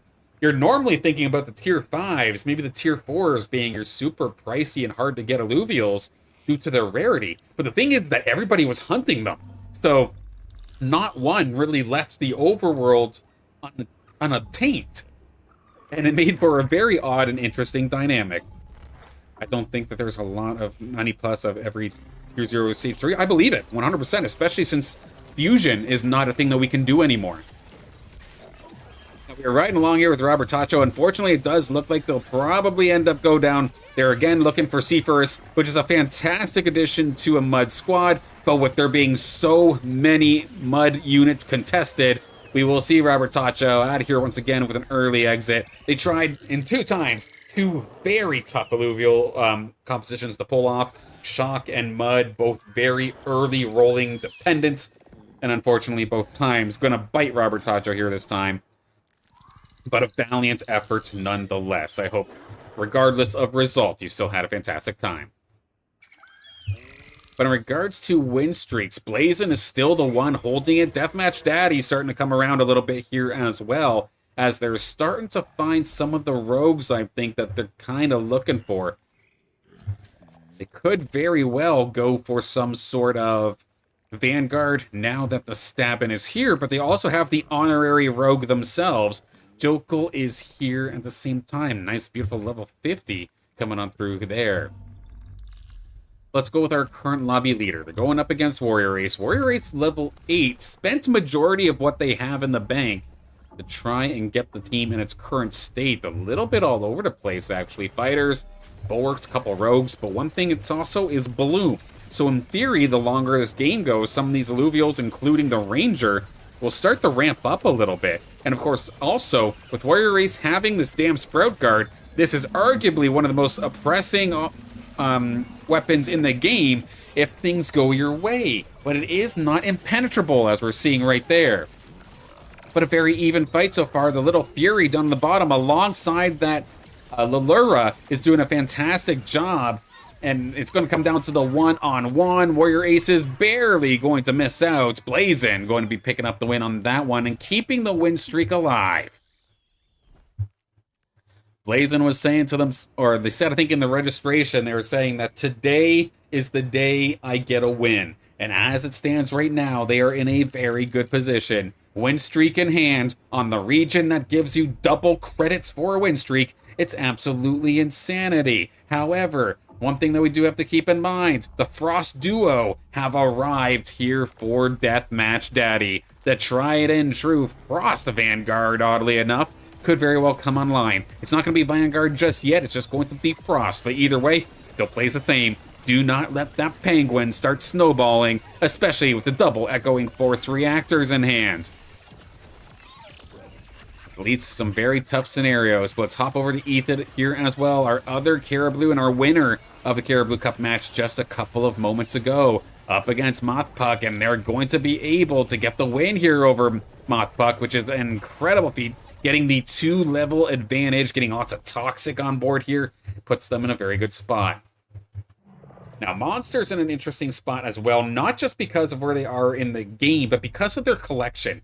They have probably one of the better collections out here that I've seen in terms of an early game snowballing style. But the problem is that a lot of their higher tier Illuvials, or the evolved Illuvials, don't then have the levels on top of it. So it gets Monster into a lot of scenarios where they can be leading for quite a while, and then it feels like they just fall off. And it's like, what are they doing wrong? Well, they're not necessarily doing anything wrong, just their late-game Illuvials tend to hurt a little bit. So, I like what Mothpuck is doing here in this instance, where Monster is doing. We got the Relentless Zephyr Lynx, obligatory Hello Beautiful incoming. I absolutely love this thing. There you are, alongside a nice little foe here as well. And a very nice Relentless Zephyr Lynx out here for Monster. But again, can they let that early game team actually get to the late game without getting hurt too bad? Because now we're starting to get into those teams with the big mid-game power spikes to late-game power spikes. Like we're seeing right here with Deathmatch Daddy, of course. They got the slashing. This is going to be very scary indeed. Major mid-game spike, but it can carry them into the late game if they position correctly. If they start potentially maybe looking for, say, a ramp fight or a ramp fire sometime a little bit later, maybe that can make something work as well. Some damage done to the slash and Elise off the start, but as soon as it takes care of the Artes, basically everything else is going to melt at the sides of the slash. And as soon as that phase breaker goes away, Mothpuck going to take a massive shot this time, bringing them down to 36. We do lose the bot, so a good mixture of Illuvial is going to be thrown back into the shop for everybody to use. Most importantly, I believe here, is anybody going for Umber? That would be a massive one considering how many rakes are on the field. That is not the case, so the next biggest thing to take note of, in my opinion, is going to be the fact that Riptorus got thrown back into the pool alongside Singe. We do see a couple of players going for the Scorpions, including Ethit, who could potentially be at death's door here if they're not careful. Of course, compared to the rest of this lobby, they are slightly below the average level. Of course, they know that when they're taking the bump that they're going to be playing and kind of punching above their weight class. But if they make the upset, that's double the rewards here today. Let's see if they could hang on. They are level 9 compared to Warrior Aces, level 8. But that Lallura is absolutely fiending to try and get at the Ranger. Good shield coming out here from the Ranger. Nice little suit upgrade, actually, to make sure that Ranger can be a little bit tanky right off the rip, to the point where that Lallura is an absolute non-factor. The Jokul is down. The Riptorus is still doing fantastic work. It took care of the Illuvials on that side just completely, not necessarily by itself, but in a fantastic manner. It still has essentially full HP. Little Riptor is going to be going one-on-one here up against the Furiox. Now the Mammoth is here as well. Good little Incissorize to seal the deal, and Ethit is still in the game. Maybe a Lynx League graduation might be closer than we thought with Ethit playing like this. They're right up there with some of the best of them, and Awake Darkness as well, right around the corner, or to compete here with Ethit, as both of them on death's door still. Mothpuck, Monster, they do fine. Your Majesty, Monarch has arrived. Just missing some resistances. Otherwise, this is a very, very beautiful Poodlemoth. I kind of want to see what happens here with Awake Darkness, though. They're going up against Blazin, who did lose their win streak, so that part's over. The only win streak left in the game is Deathmatch Daddy, which does make sense given they just found that Slashing. Infernal Skyfall going to absolutely melt a handful of these Illuvials down in the bottom corner here for Awake Darkness, and this is just going to be a snowball from hell. Sadly here for Awake Darkness, they will be out of here in 6th place. Again, Awake Darkness, regardless of results, I hope you had a fantastic and fun time. As we do see Ethit, it looks like that Monarch is going to cause some problems. Directly dive bombing with that Pyro Field. The Lynx right in their face as well. Is that going to be enough to eliminate Ethit? Not quite yet. We do see Warrior Race also take a loss in that instance as well, going to be knocked within kill shot. So this will get interesting. Ethit has to go up against the current lobby leader, who is also trying to battle out with a Riptorus, but they have more where that came from. Of course, Forus is here as well. A fantastic corner buster. Who's even better of a corner buster, though, if they get the right position, is Ramp Fight. So if they can find the hole, maybe right here, potentially, that could be very troublesome for Ethit and this next battle up ahead. But a big old Mammoth is here to try and ruin their day. A couple last-minute moves, try and move some of these Illuvials out of the way. And now, right now, this is actually not a bad spot in the slightest. The two big rogues are going after the Mammoth. The Mammoth, good old shunt onto the Lallura, Lallura rather, that just jumped down underground. But the rest of the Illuvials have seemed to have fallen. Blazin, the Forest, and the rest of the squad gonna come on through, get the win here onto Ethit, knock them out of here. A valiant effort considering that was from Carablu Cup. We're gonna have Ethit gonna be taking 5th place in this one. Warrior Race also going to end up going down, but not out of the game just yet. They have 5 HP left. GG's, of course, so far, everybody. As always, regardless of results, I'm just happy that you're here, and I hope you had fun no matter what.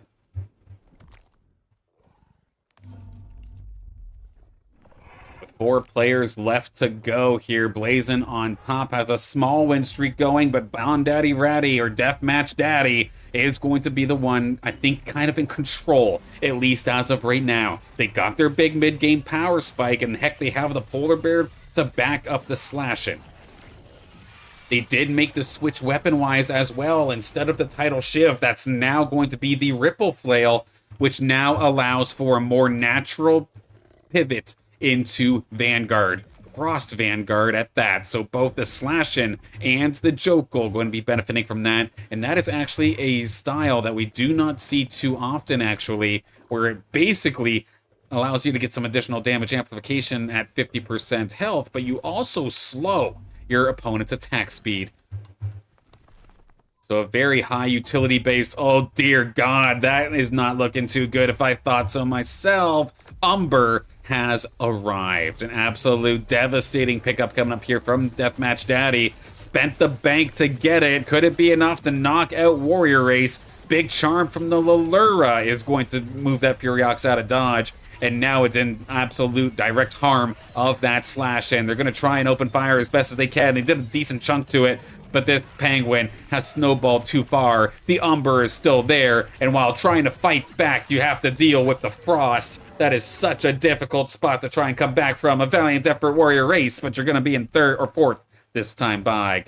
Congratulations on the top 4.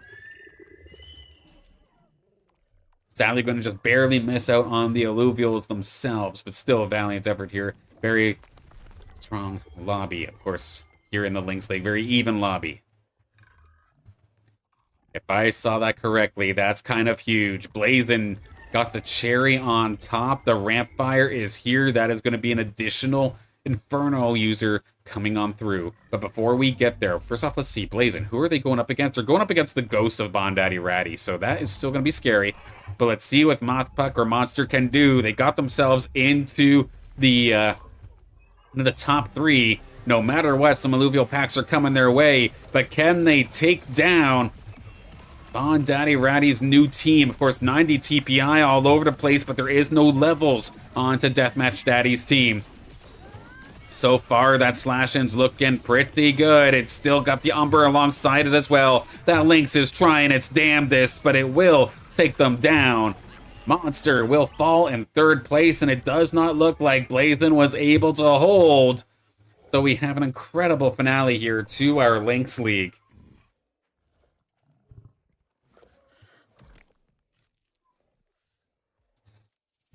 On the first attempt of Bondaddy Ratty's new team coming on down into Lynx League and potentially bushwhacking. Is this something that maybe I'm going to have to keep in mind for a later week? We'll have to see. But let's see how it goes. Blazin versus Deathmatch Daddy. Everybody's basically spent everything they have to get where they are. Ramp fire and a beautiful one at that. Look at that maxed out Omega power. That's the big deal. Get those casts off, get those explosions, and watch them burn. Fantastic first shot, but the Penguin was not a part of that first initial shot. To the skies once again. Maybe this will be the one. It does a decent amount of damage, but not enough to take them down. Art Taste takes to the skies for one final attempt, but that will not be enough. Blazin still has about 2 shots left at potentially breaking the squad. Where do you go from here? There's a lot of potential upgrades. I don't think the Polar Bear is a viable one, considering how many Polar Bears we do see over on the bench here of Deathmatch Daddy. We saw Gazatep just start to show up here as well, so a nice little upgrade there. Unless it was on the squad already, but still. The fact that the Gazatep's there just making things extremely annoying for anybody far away.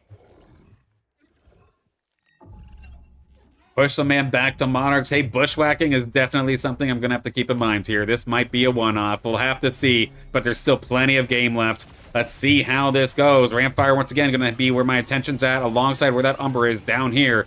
Rampfire did a pretty decent job to a couple of squishy Illuvials, but the Rampfire, not necessarily the tankiest of Illuvials itself. Up to the skies. It's going to be able to get a handful. That did, unfortunately, next to nothing. And that is going to be another shot coming on through here for Blazin.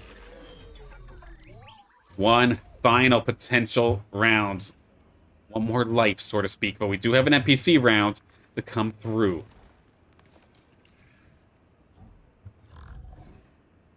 The Scoriox arriving is going to be absolutely incredible. That's going to add magma to the squad, which will allow all those rogues to essentially just dive directly onto the magma turf, up against a tankier set of Illuvials here for Blazin, but at the exact same time, dealing a little bit of damage back. Could that potentially soften them up a little bit to where Blazin's squad can maybe take them out? Scoriox being upgraded, of course, as well, just by itself is a massive upgrade. Where is the Polar Bear, though? That's what I'm scared about. Look at this. That is going to be the Seer coming on through, but answered with a Malura on the other side. Answered with a Jotun on the other side here as well. Blazin still 61 credits to the bank. They could potentially look for the Big Bird to try and answer back. Still have a handful of time left. 20 seconds left to go for potentially one more move from Blazin. Roll down. The bird has arrived. Phosphorus is here. But we can see level-wise, this is actually a relatively even battle, all things considered. So much emphasis on the Scoriox level 64. This is an absolute like massive rattlesnake of sorts. This thing can absolutely take you down, but it's got to be kept in a safe spot. So far, so good. This is natural Arcanite coming up through too as well. Now that Phosphorus is here, but can they keep the damn snake alive? That's going to be the big difference maker. Big charm actually from the Lulura to stop the slashing, and there we go. Blazin might be able to stop the bushwhacking and allow for a comeback here. My snake is sexy. That, fair enough. There's very few times where I feel like that'd be appropriate in a chat, but I'm not gonna lie. Your snake, it's on fire. And with that, it is pretty hot. Not gonna lie. But there we go. We have still everybody essentially spent down. There is no upgrades to be had. This is purely a positional battle. Who gets caught with their pants down and who ends up getting the jump onto somebody. Let's take to the damage charts to watch this one go through. Gazatep got popped before it even got the chance to charm. No use coming out here from that Fennec Box. Big shot onto that Jotun. It's down immediately. Rampfire is still there. Holy smokes, the squad just absolutely evaporated. Deathmatch Daddy, is that it? Not quite yet. We are down to one final battle to determine our Lynx League winner. Big upgrade for Blazin. That's the one thing they could do, is get to level 10.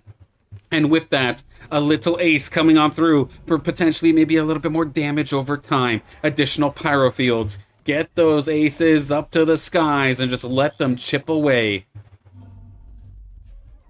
Deathmatch Daddy, do they have enough to get to level 10? Do they have something they can even throw onto the board at that point? I don't think they do. Let's get these damage charts back up and see how it goes.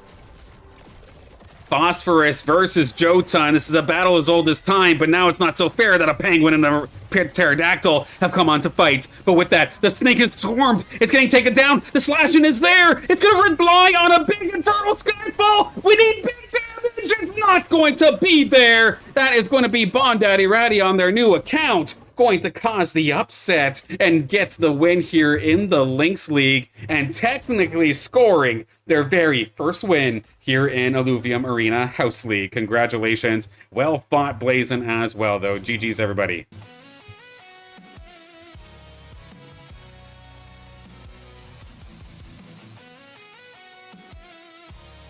Snake got caught. The Phosphorus got caught basically immediately. And unfortunately, it does get punished here for Blazin, but a fantastic win here for Bondaddy Ratty. An awesome back and forth between the both of yous. Final results here in this one. Of course, Bondaddy Ratty going to win this one with that rogue base squad, with, of course, the honorary rogue being the Jotun. We do have Blazin, an incredible fire squad, with or Inferno with a ton of Arcanite, including Phosphorus. Mothpuck, fantastic attempt here. Got the Majesty, got the Queen in there with the Monarch. All the way up to third. Valiant effort, but doesn't end up falling. Warrior Race as well. Solid effort here. Went for a little bit of bloom. It almost ended up working out. Eat it from the Carablu Cup, making Toxic get them all the way up to fifth. Awake Darkness going to get sixth with a solid Berserker squad coming on through with a little Wildfire, but it does get extinguished this time, unlike my neighbors up into the north. And then Robert Tacho, a Valiant effort. They all end on a mud-based team and just, unfortunately, had all of their Illuvials essentially contested. A Valiant effort, risky play, but GG's again to everybody, regardless of where you finished. As always, I hope you had fun.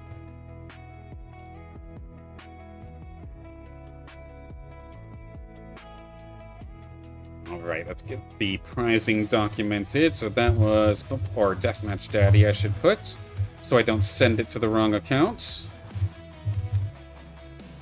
Blazin. And Mothcroft.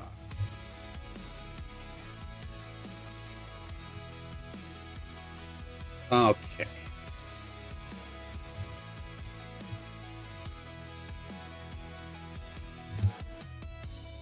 Backend stuff basically all situated, thank you. Blazin coming for you next week, there you go. I mean, depending on how crazy Bondaddy Ratty goes leveling up this team, I imagine, of course, with having such a high TPI as the goal for the team, that your collection score, that your power would grow faster because it's a higher TPI, right? So there is a world where Bondaddy Ratty could have his team leveled up to Monarch Masters and competing in the same division as his main account. Which, of course, with events like this, it's only one account per. I don't care which one, but you just have to pick one and not play both. That's kind of where my stance is.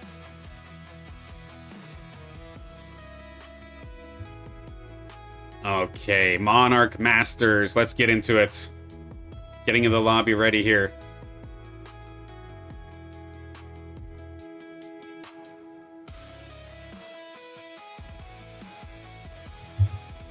So, Deathmatch Daddy, Bondaddy Ratty, of course, since you did win the lobby, you are absolutely more than welcome to take the bump up into the Monarch Masters. Based off of what Hector's saying, apparently your poker game is also going to be happening. So we'll see what happens there.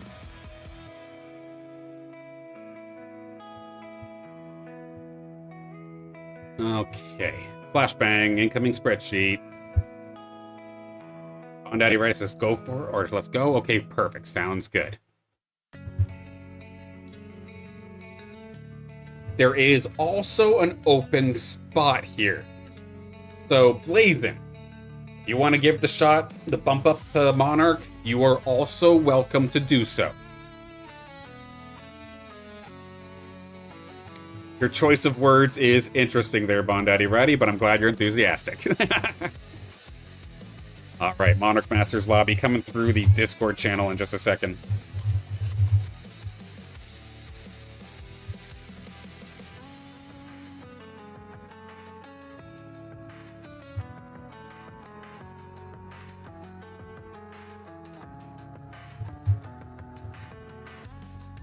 In this lobby, we've got Texan, Dr. Spoon. I know the account might show up as PSOP, but I know that's Dr. Spoon. Kirito, Hector, Nocacho,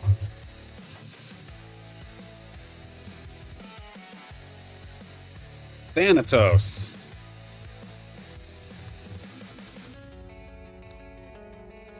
and then Bondaddy Ratty once again. And Blazin, you are welcome in as well if you would like.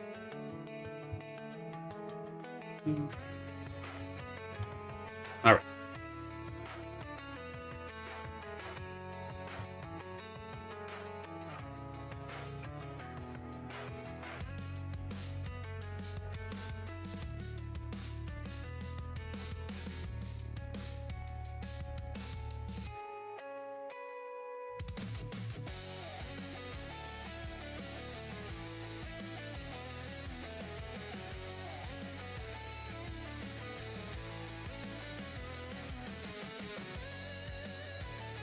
Oh, there you go. Dr. Spoon was able to switch their name back to Dr. Spoon, but I think they had to remove the space or something to it.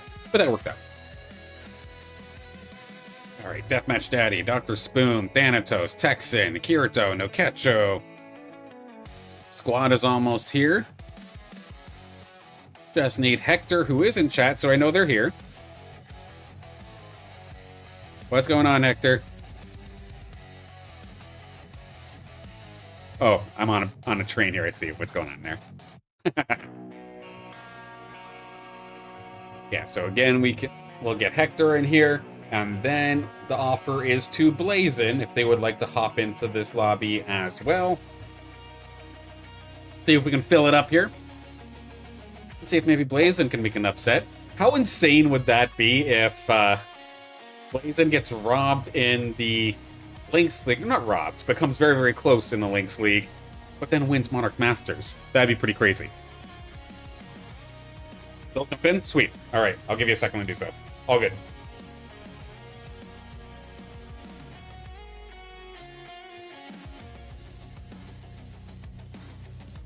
When Blazin hops in, we'll get the lobby started off. There they are. Perfect. As always, regardless of where you finish, everybody, good luck, have fun. Let's have a fun time.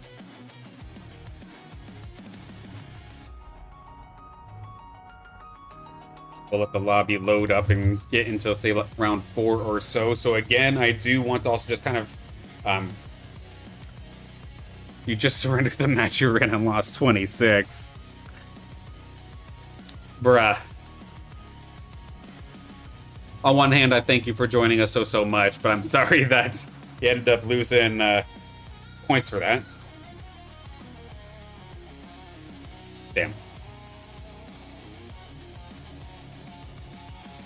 Now, of course, this might be the end to what was a very inspiring week here for all of us here playing Illuvium Arena, knowing that our game is safe. Because, of course, we were very nervous after last week when Neil went to go focus strictly on Deathmatch and was no longer working on Arena. We were scared, right? We didn't know if Arena was going to be continued, left online. Was it going to be removed? What are the plans for Illuvium? Because the longest time after the Illuvium Pro League, of course, while a very inspired and like a thoughtful efforts there with the Illuvium Pro League, it obviously was not handled to the best of, or the most sustainable of manners. And pretty much everybody that I talked to on the council or on like the staff side just deemed Arena to be an absolute failure. So I know I personally, alongside many in the community, were extremely scared that we were going to lose Arena. But then we did get an exclusive Arena dev talk on Monday. We learned that Perry is taking over as lead dev, I believe, for Arena. And not only are they keeping it alive, but they're going to do their best to make it better by making the updates that don't necessarily take much or very little to none in regards to dev time. But some of those quality of life changes that just should have been in place months ago. And I'm so happy to hear that. And I thank Illuvium big time as well. One, keeping it alive, but also supporting the community events like this. There's going to potentially be another event coming on through from Illuvium as well. Some details still to be determined about that, but there is reason to play. There is reason to keep on pushing here in Arena. It's not being taken away. And with that, I know personally, love Arena, but I'm ready to champion basically anything from Illuvium. As long as I'm having fun, let's do it. Happy to cast and play essentially anything. This is an awesome community and awesome game. I don't want to see it going anywhere.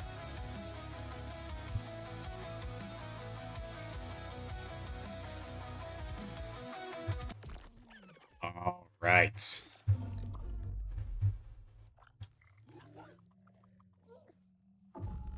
Just about there. Bear with me a second.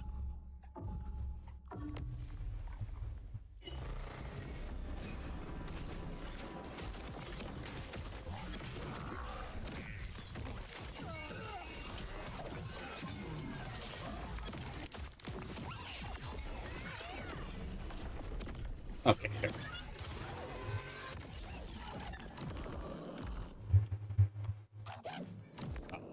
Our final matchup here for today, the Monarch Masters main event. Some of our top players and top collections joining us in for an absolute 8-player bloodbath. Looking forward to this one. We do have region-wise, it'll be Crystal Shores. Everybody's going to have to make sure those benches are filled because every single time you fuse, you get one free reroll in the shop. You to just keep looking for more and more Illuvials. Our players here today, we've got Dr. Spoon, we've got Texan, we've got Blazin coming up here from the Lynx League, we've got Hector from Mad Dogs, we have Kirito, Thanatos, Deathmatch Daddy or Bond Daddy Ratty, who ended up being the winner of the Lynx League match this time by, and last but not least, we have No Catcho coming on through in today's matchup. Of course, some might see again Deathmatch Daddy or hear Bond Daddy Ratty and think, why the heck was he in Lynx League? Well, again, I kind of touched on it in Game 1 for those that are just joining us right now.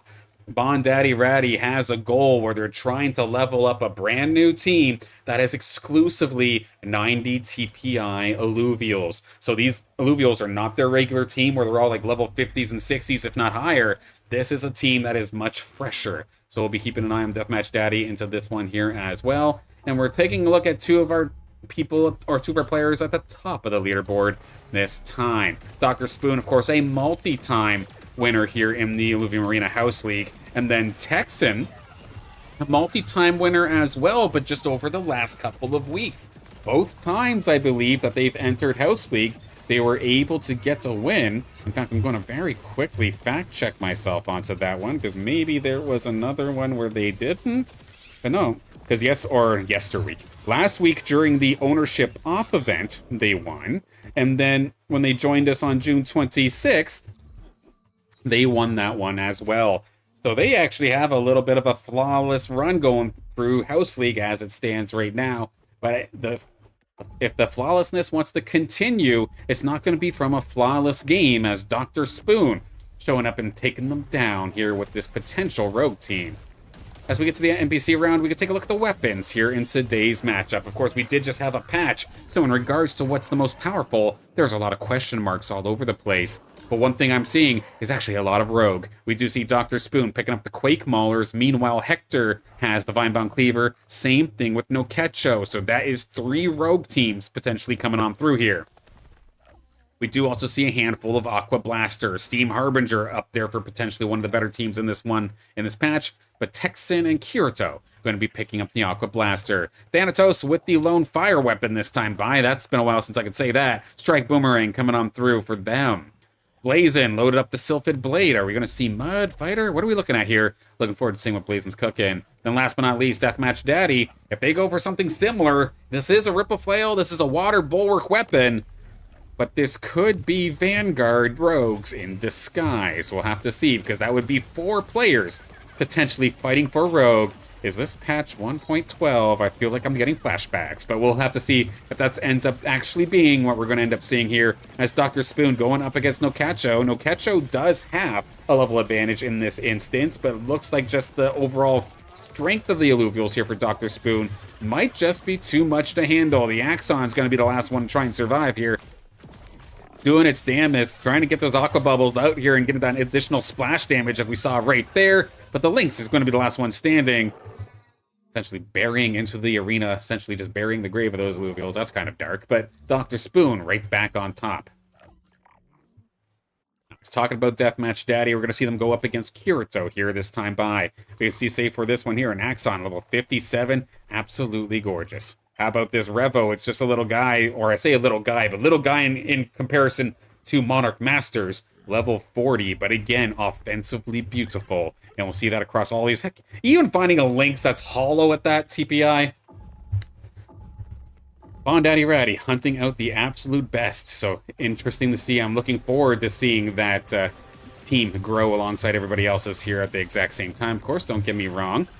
Kirito, of course, longtime watcher, longtime competitor here into the arena. Looking forward to seeing how they do. Little Ebb trying to hold the line up against this little Revo. And it looks like Kirito is going to be in fantastic shape. That Lynx is going to be the last one standing.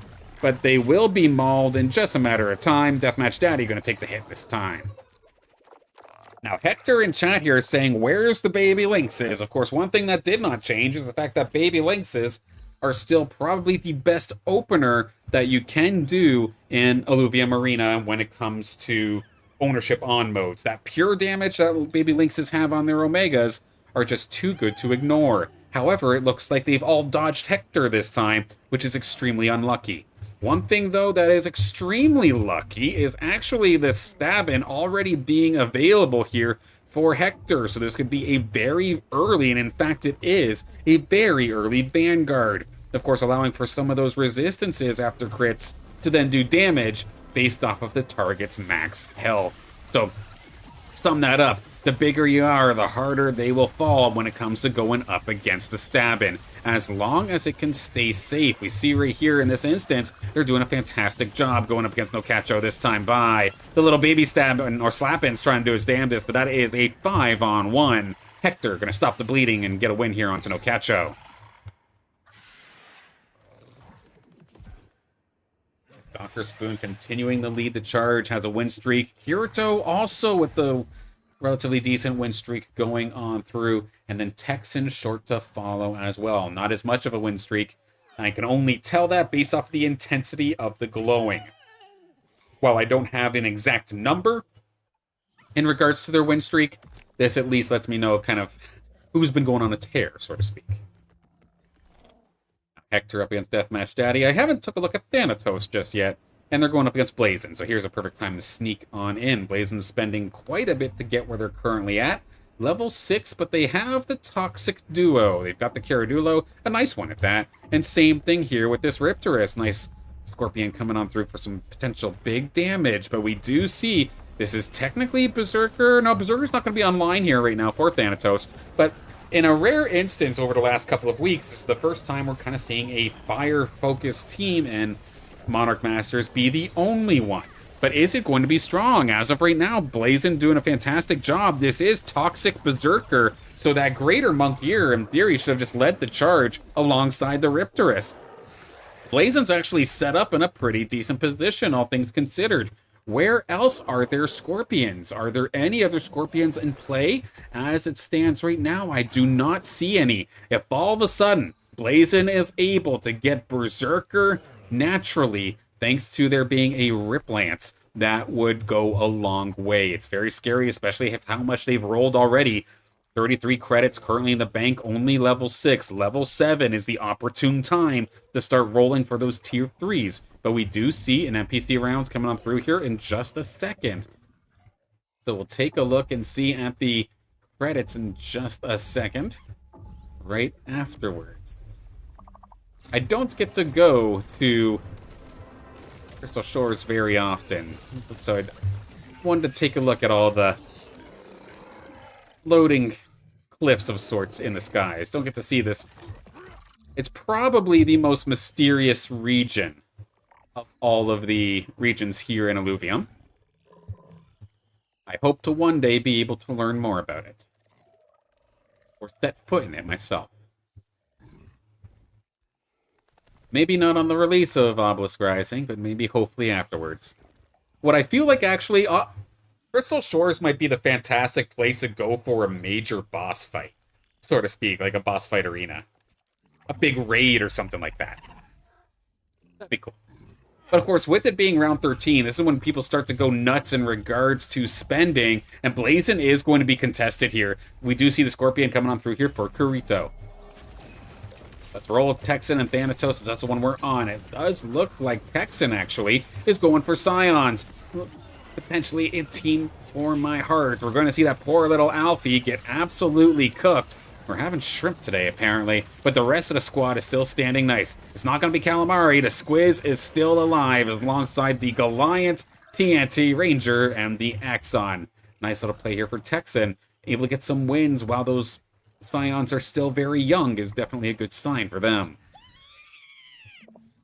Now, one player, of course, getting a little bit of a hard time here is going to be Deathmatch Daddy, who did get the upgrade here onto the Kuka Raft. They've got themselves into a spot where the Ranger is actually Frost Aegis, but there is no Aegis to be seen. There is no Archos currently available, and there is no Blotto.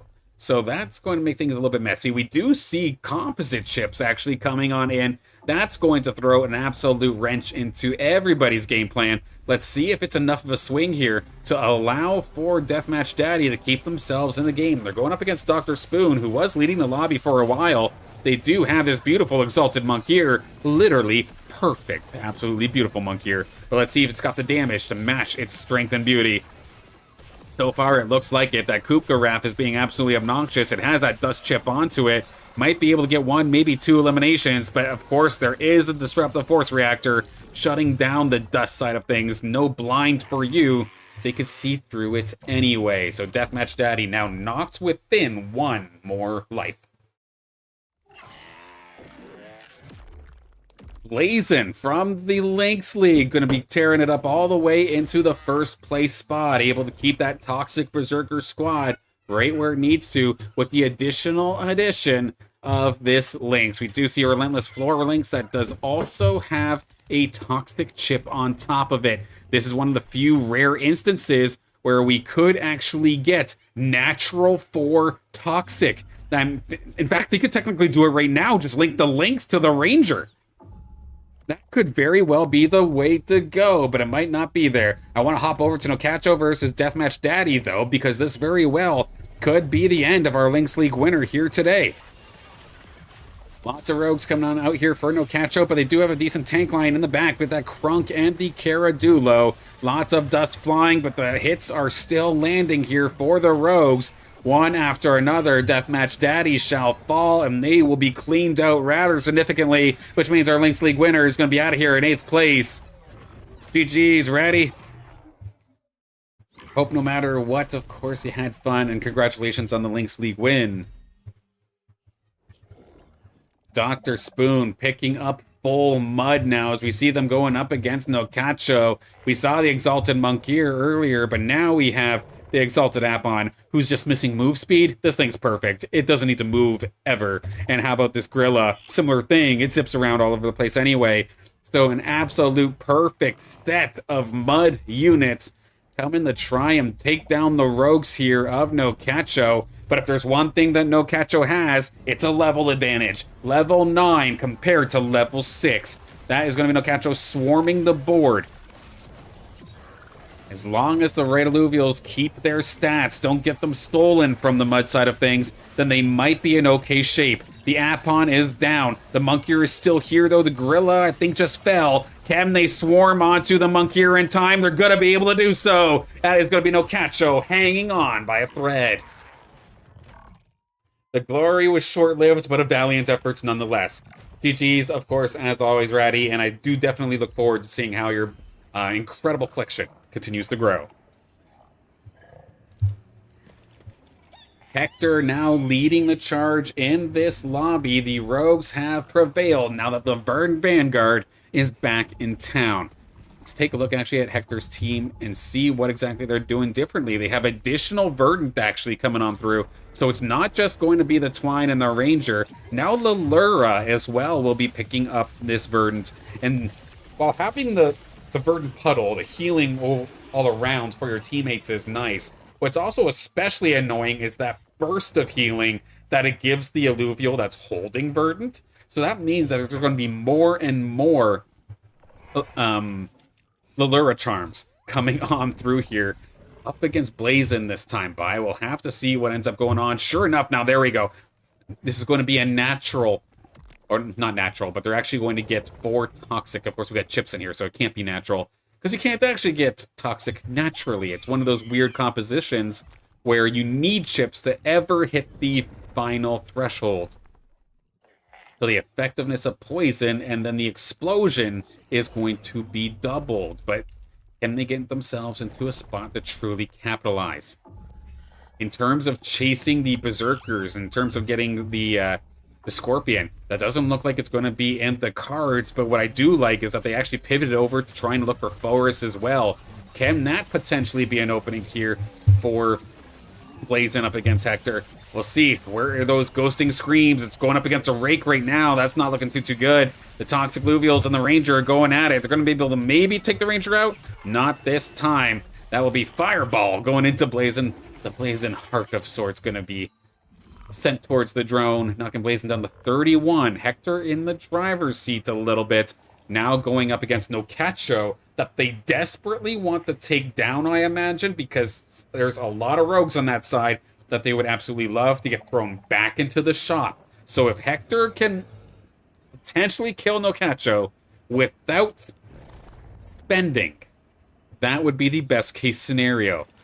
But of course, if they cheap out too much, Nocacho might be able to keep themselves in this game and then just keep those rogue Illuvials away from Hector just that much more. A couple other awesome upgrades along the battle. Scoriox here for Thanatos, and then Octius and Sinalf alongside of second stage Mammoth coming on through here for Texan.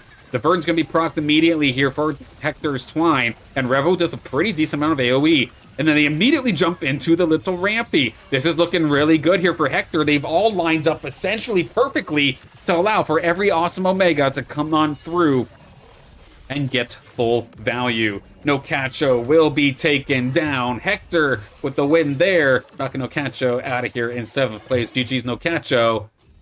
And then the big thing as well, of course, all of those rogues thrown back into the pool. We could potentially have 2 knockouts if things don't go the way of Blazin or go the way of Thanatos. Thanatos fighting pretty hard We do have these Skorioks, of course, here. Fire, Inferno, Magma. I mean, there's a lot of firepower here. They're going up against Kirito. And try our best to catch both of those. I mean, this is kind of huge as well, though. Rip Lance picked up for Blazin. That's going to be 3 Berserker. I feel like I'm hoping that one of these fights are pretty quick because I want to try and catch both of them if possible. Geyser here for some additional assistance as well. That's going to be Mystics naturally online. No Ranger assistance necessary. The Ken Dr. Spoon, of course, one of the best collections here in Illuvium. Can they burst through the all these Berserkers with the untargetability? It looks like it's going to be the case. Thanatos does also go down as well very quickly. But that will mean Thanatos goes out in 5th. Blazin, our 2nd place finisher in the Lynx League, punching above their weight class, getting a solid 6th place finish. Congratulations to both of you, as I hope you had a fantastic time, regardless of where you finished. Which now leaves us with Kirito, Hector, Dr. Spoon, and Texan. Texan and Dr. Spoon, the potential repeat winners. But if I recall correctly, Hector and Kirito would both be looking for a first win. I do not think they have ever won a Monarch Masters. From the very brief scouting that I'm going through here, I do not see a time where they've won. So we have the potential here for some first-time winners. If Kirito could potentially hold the line, Kamehameha from both sides. We're looking like Dragon Ball out here with all these water blasts. But everybody's still standing tall. Big shunt from the Mammoth going to launch that Penguin right back into Kirito's bunker. But the bunker still stands very strong. The Octius was not able to get the value he was looking for. One more Incisorize, possibly from the Mammoth. Not going to be the case at all. Texan knocked down to 8, but not out of here just yet. Kirito, of course, leading this lobby. Let's take a look at this team and see what they are building. Water, this isn't steam, this is tsunami. So getting a bunch of essentially supercharged energy Illuvials, being able to get those Omegas so fast. And I love, because there's 2 different options that would be very strong with this composition. You can't really rely on Sinolf to be the tsunami user, because its Omega just misses half the time. So you need something super consistent, and there is nothing more consistent than single target burst or guaranteed multi-target burst if you happen to just keep charging up that Omega, getting dodge as well.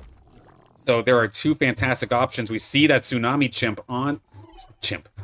Tsunami Chip onto the Riptorus as of this moment. And then Hector did get knocked down a peg, it looks like. I think Dr. Spoon might have took him out a second ago. So let's quickly look over at this next one. As our player here, Texan, with their win streak, it could be threatened if Hector could find a good spot. Trying to get that ramp fight into the bunker is going to be a very tough task. So they're not even going to try. It's going to be the Umber looking to try and get a little bit of splash. First shot from the Sinolf goes directly into the Rue Cub, but that's basically it. Batu, or the Mammoth, still standing pretty strong. Here comes the ramp fight, some decent damage, but that Mammoth is holding this line very well. How about the Umber? That Wraith Strike is starting to get into the back line a little bit. The Mammoth, it's crumbling. It shall end up going down. A 3v4, but one of those is an Umber. A very scary spot here for Texan. I don't think they're going to be able to pull it off. Umber, can you clutch this up like the Umber of old? Absolutely going to be able to do so. And with that, Hector going to end up getting the win, knocking Texan out of here in 4th place. GG's. Blazin' in chat, absolutely. Valiant effort. GG's Blazin'. Thank you for playing again. Once again, given that you were punching above your weight class there too, you held your own very well. Texan GG, absolutely. Fantastic, fantastic run. Nice try there with the Scions. Unfortunately, going to fall just barely short of the podium here today, but love to have you back again sometime soon.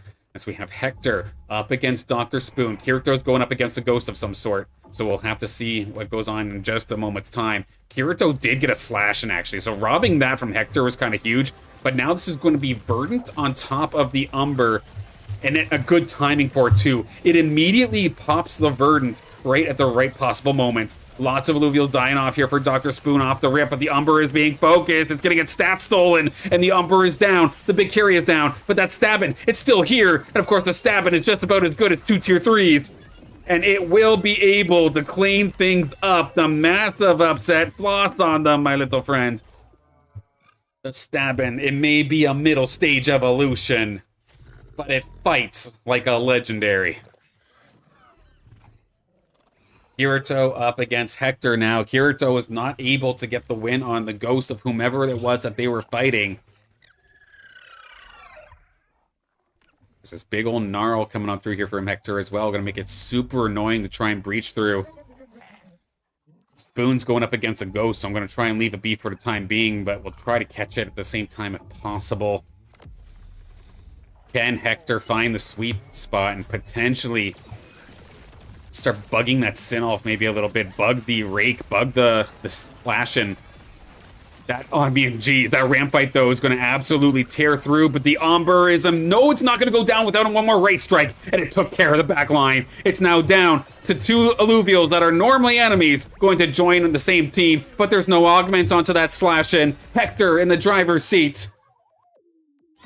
Then Dr. Spoon, the lone Jotun, was not able to beat Kirito. So we are down to our final 2. GG's, Dr. Spoon. That's a podium for you and a 3rd place finish. Congratulations. Final match, potentially, if Kirito can't turn this around. Hector, Kirito, both of these players, I believe, are looking for their very first Illuvium Arena House League victory. Hector's tried many, many times. Kirito's been here a few times, but looking to make it happen as well. Both of these players have some sort of rogue involvement, but one is verdant, one is all water. Let's see how this goes. Charts on. Let's see the big players topping the damage chart. Sanoff here for the green side of Kirito, looking good, but Umber is absolutely on a rampage. How about the Rake on the left-hand side? Good Wraith Strike, nearly takes 3, but can they get the Umber? That is the big question. Slashin' stands tall. That's going to be Kirito now on top for just a little bit longer. We will have one more round to be able to determine the winner of this one. And the icing on the cake is we get an NPC round to load up on those credits for one final push. What kind of upgrades can happen here? Kirito definitely has options. Dual F could come online. Heck, maybe even Rip Lance could be around the corner here as well. And they're also looking to maybe potentially build a Mammoth. Then for Hector, what do they got? I think the biggest thing that they can maybe find is Rampy, or somehow, because it is possible to get 2 Slashins in one game, but it is a very tough roll to hit. Can we see some magic happening here? Level 10, that's the consistent option. That's going to be Kirito getting the baby Mammoth onto the field. 56 credits in the bank here for Hector to potentially roll gold. Where do they try to push their efforts? So I do believe no matter what, this is essentially the last round. They're rolling heavily. No, they just decided to level up to 10. There is the Verminio that could potentially join the squad. Or second Verminio even at that. Looks like they did sell off the Rampy. I'm trying to see if there was any upgrades here for Kirito. I do not think there was. I think there's going to be a sneaky last-second addition of an Ador, just something to maybe give a little bit of extra healing. But that Slashin' is going to be absolutely all on top of it. Kirito in the red, Hector in the green, potentially our final battle here. Umber's in a pretty decent spot, all things considered, but the ramp fight will be falling, so some of the supports here for that Umber are starting to fall, but a lot of the damage coming out here for Kirito is gone as well, exception of the Slashin', though. It's doing solid. That Sinolf had all day to target that Umber, and Slashin's just wailing away. It has no augments, but it does have support. It's finally going to be able to get through that damn tank. It's in position. Good stun from the Ranger. It's going to allow for that Slashin' to just go nuts, and for the first time in a Illuvium Arena House League, your winner in the Monarch Masters main event is going to be Kirito. Congratulations. What a game, what a finish.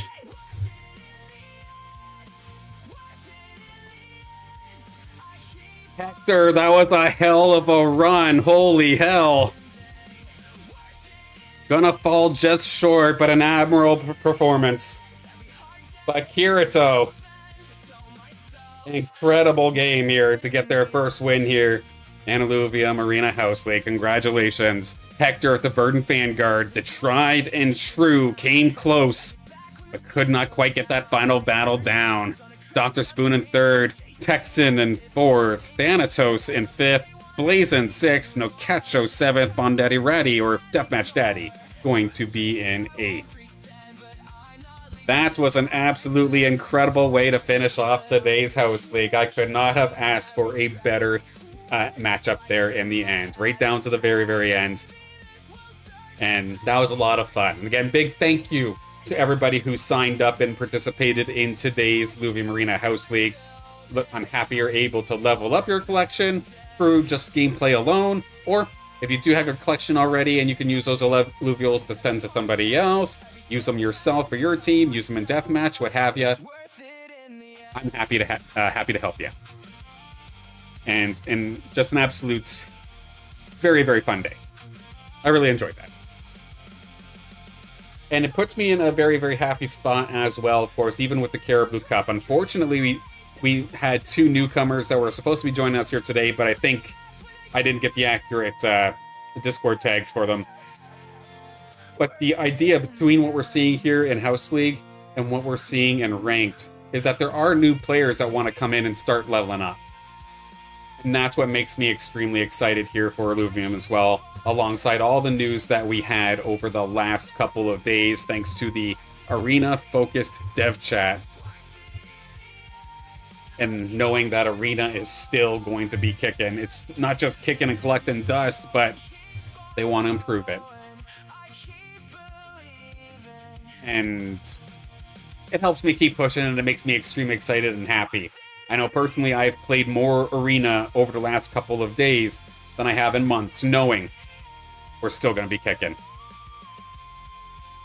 But that was a fun time. Poker and Arena at the same time. Hector, you're absolutely a madman, but GG's. Was Ratty doing the same thing? That's funny. Alright, so that was Kirito. That was Dr. Spoon in third. And Hector in second. Alright, so with all of the prizes that were earned today, of course, as a reminder, flashbang warning, here comes the spreadsheet as always. Here we go. So again, Carablu Cup, we have the 2 of you. You've got 2 packs, or 3 packs for first here. So Ethan's got 3 packs coming. Robert Tacho with 2 coming. And then, of course, the community rescue will be picked out afterwards. Once we know exactly what you're missing, we'll try to fill in some blanks in your collection and get you closer and closer to potentially breaking that Lynx League barrier. In the Lynx League, of course, we do have 6 packs going over to the winner, alongside 4 and 2 for second and third, respectively. So, of course, as a reminder, Deathmatch Daddy with the 6, Blazin with the 4, Monster with the 2. Again, congratulations, everybody. Then last but not least, of course, for the Monarch Masters main event, Kirito with the win, getting 10 packs coming their way on Wednesday. Hector with 8, Dr. Spoon with 6. Big congratulations, of course, to everybody that did manage to score some prizing. And before we do close things out here, once again, I do want to give a shout out to the streams that are coming out over the next couple of days to next week.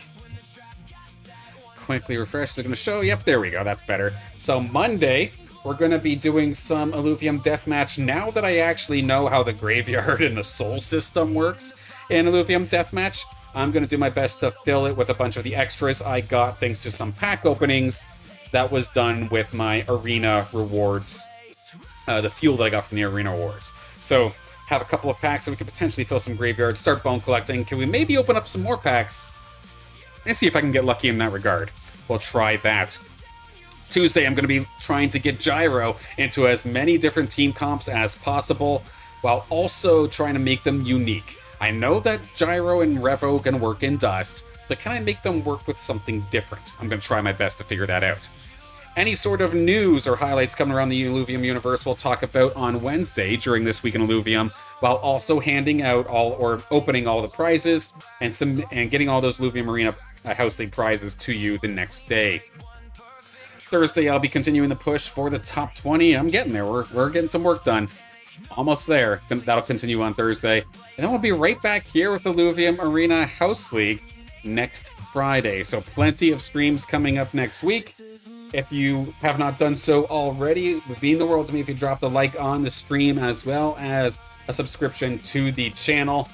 There's 205 of you that have already done it, and it's absolutely incredible.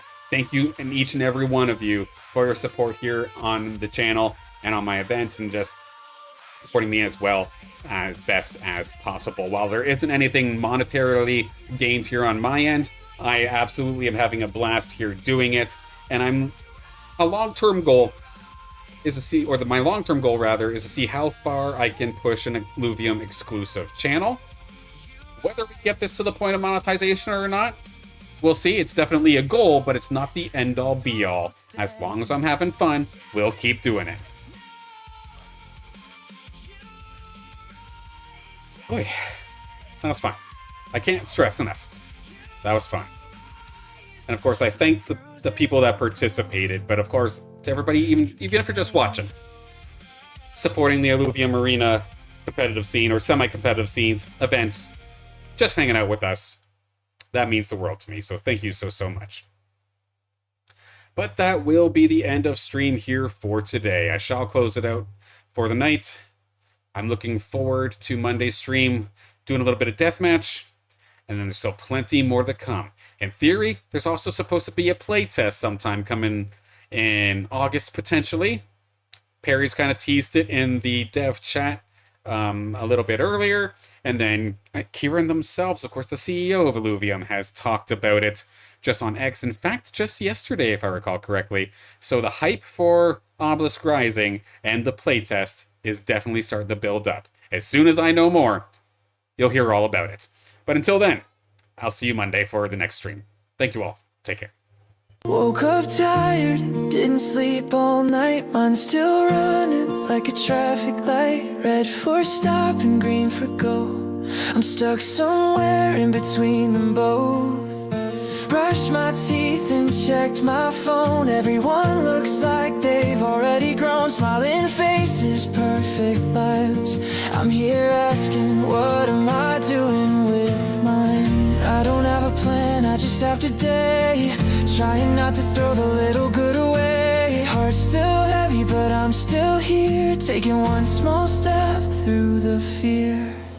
I'm tired, but I'm not giving up. I'm scared, but I'm still showing up. One small step is enough today. I'm not fine, but I'm on my way. I'm tired, but I'm not giving up. I'm scared, but I'm still showing up. One small step is enough today. I'm not fine, but I'm on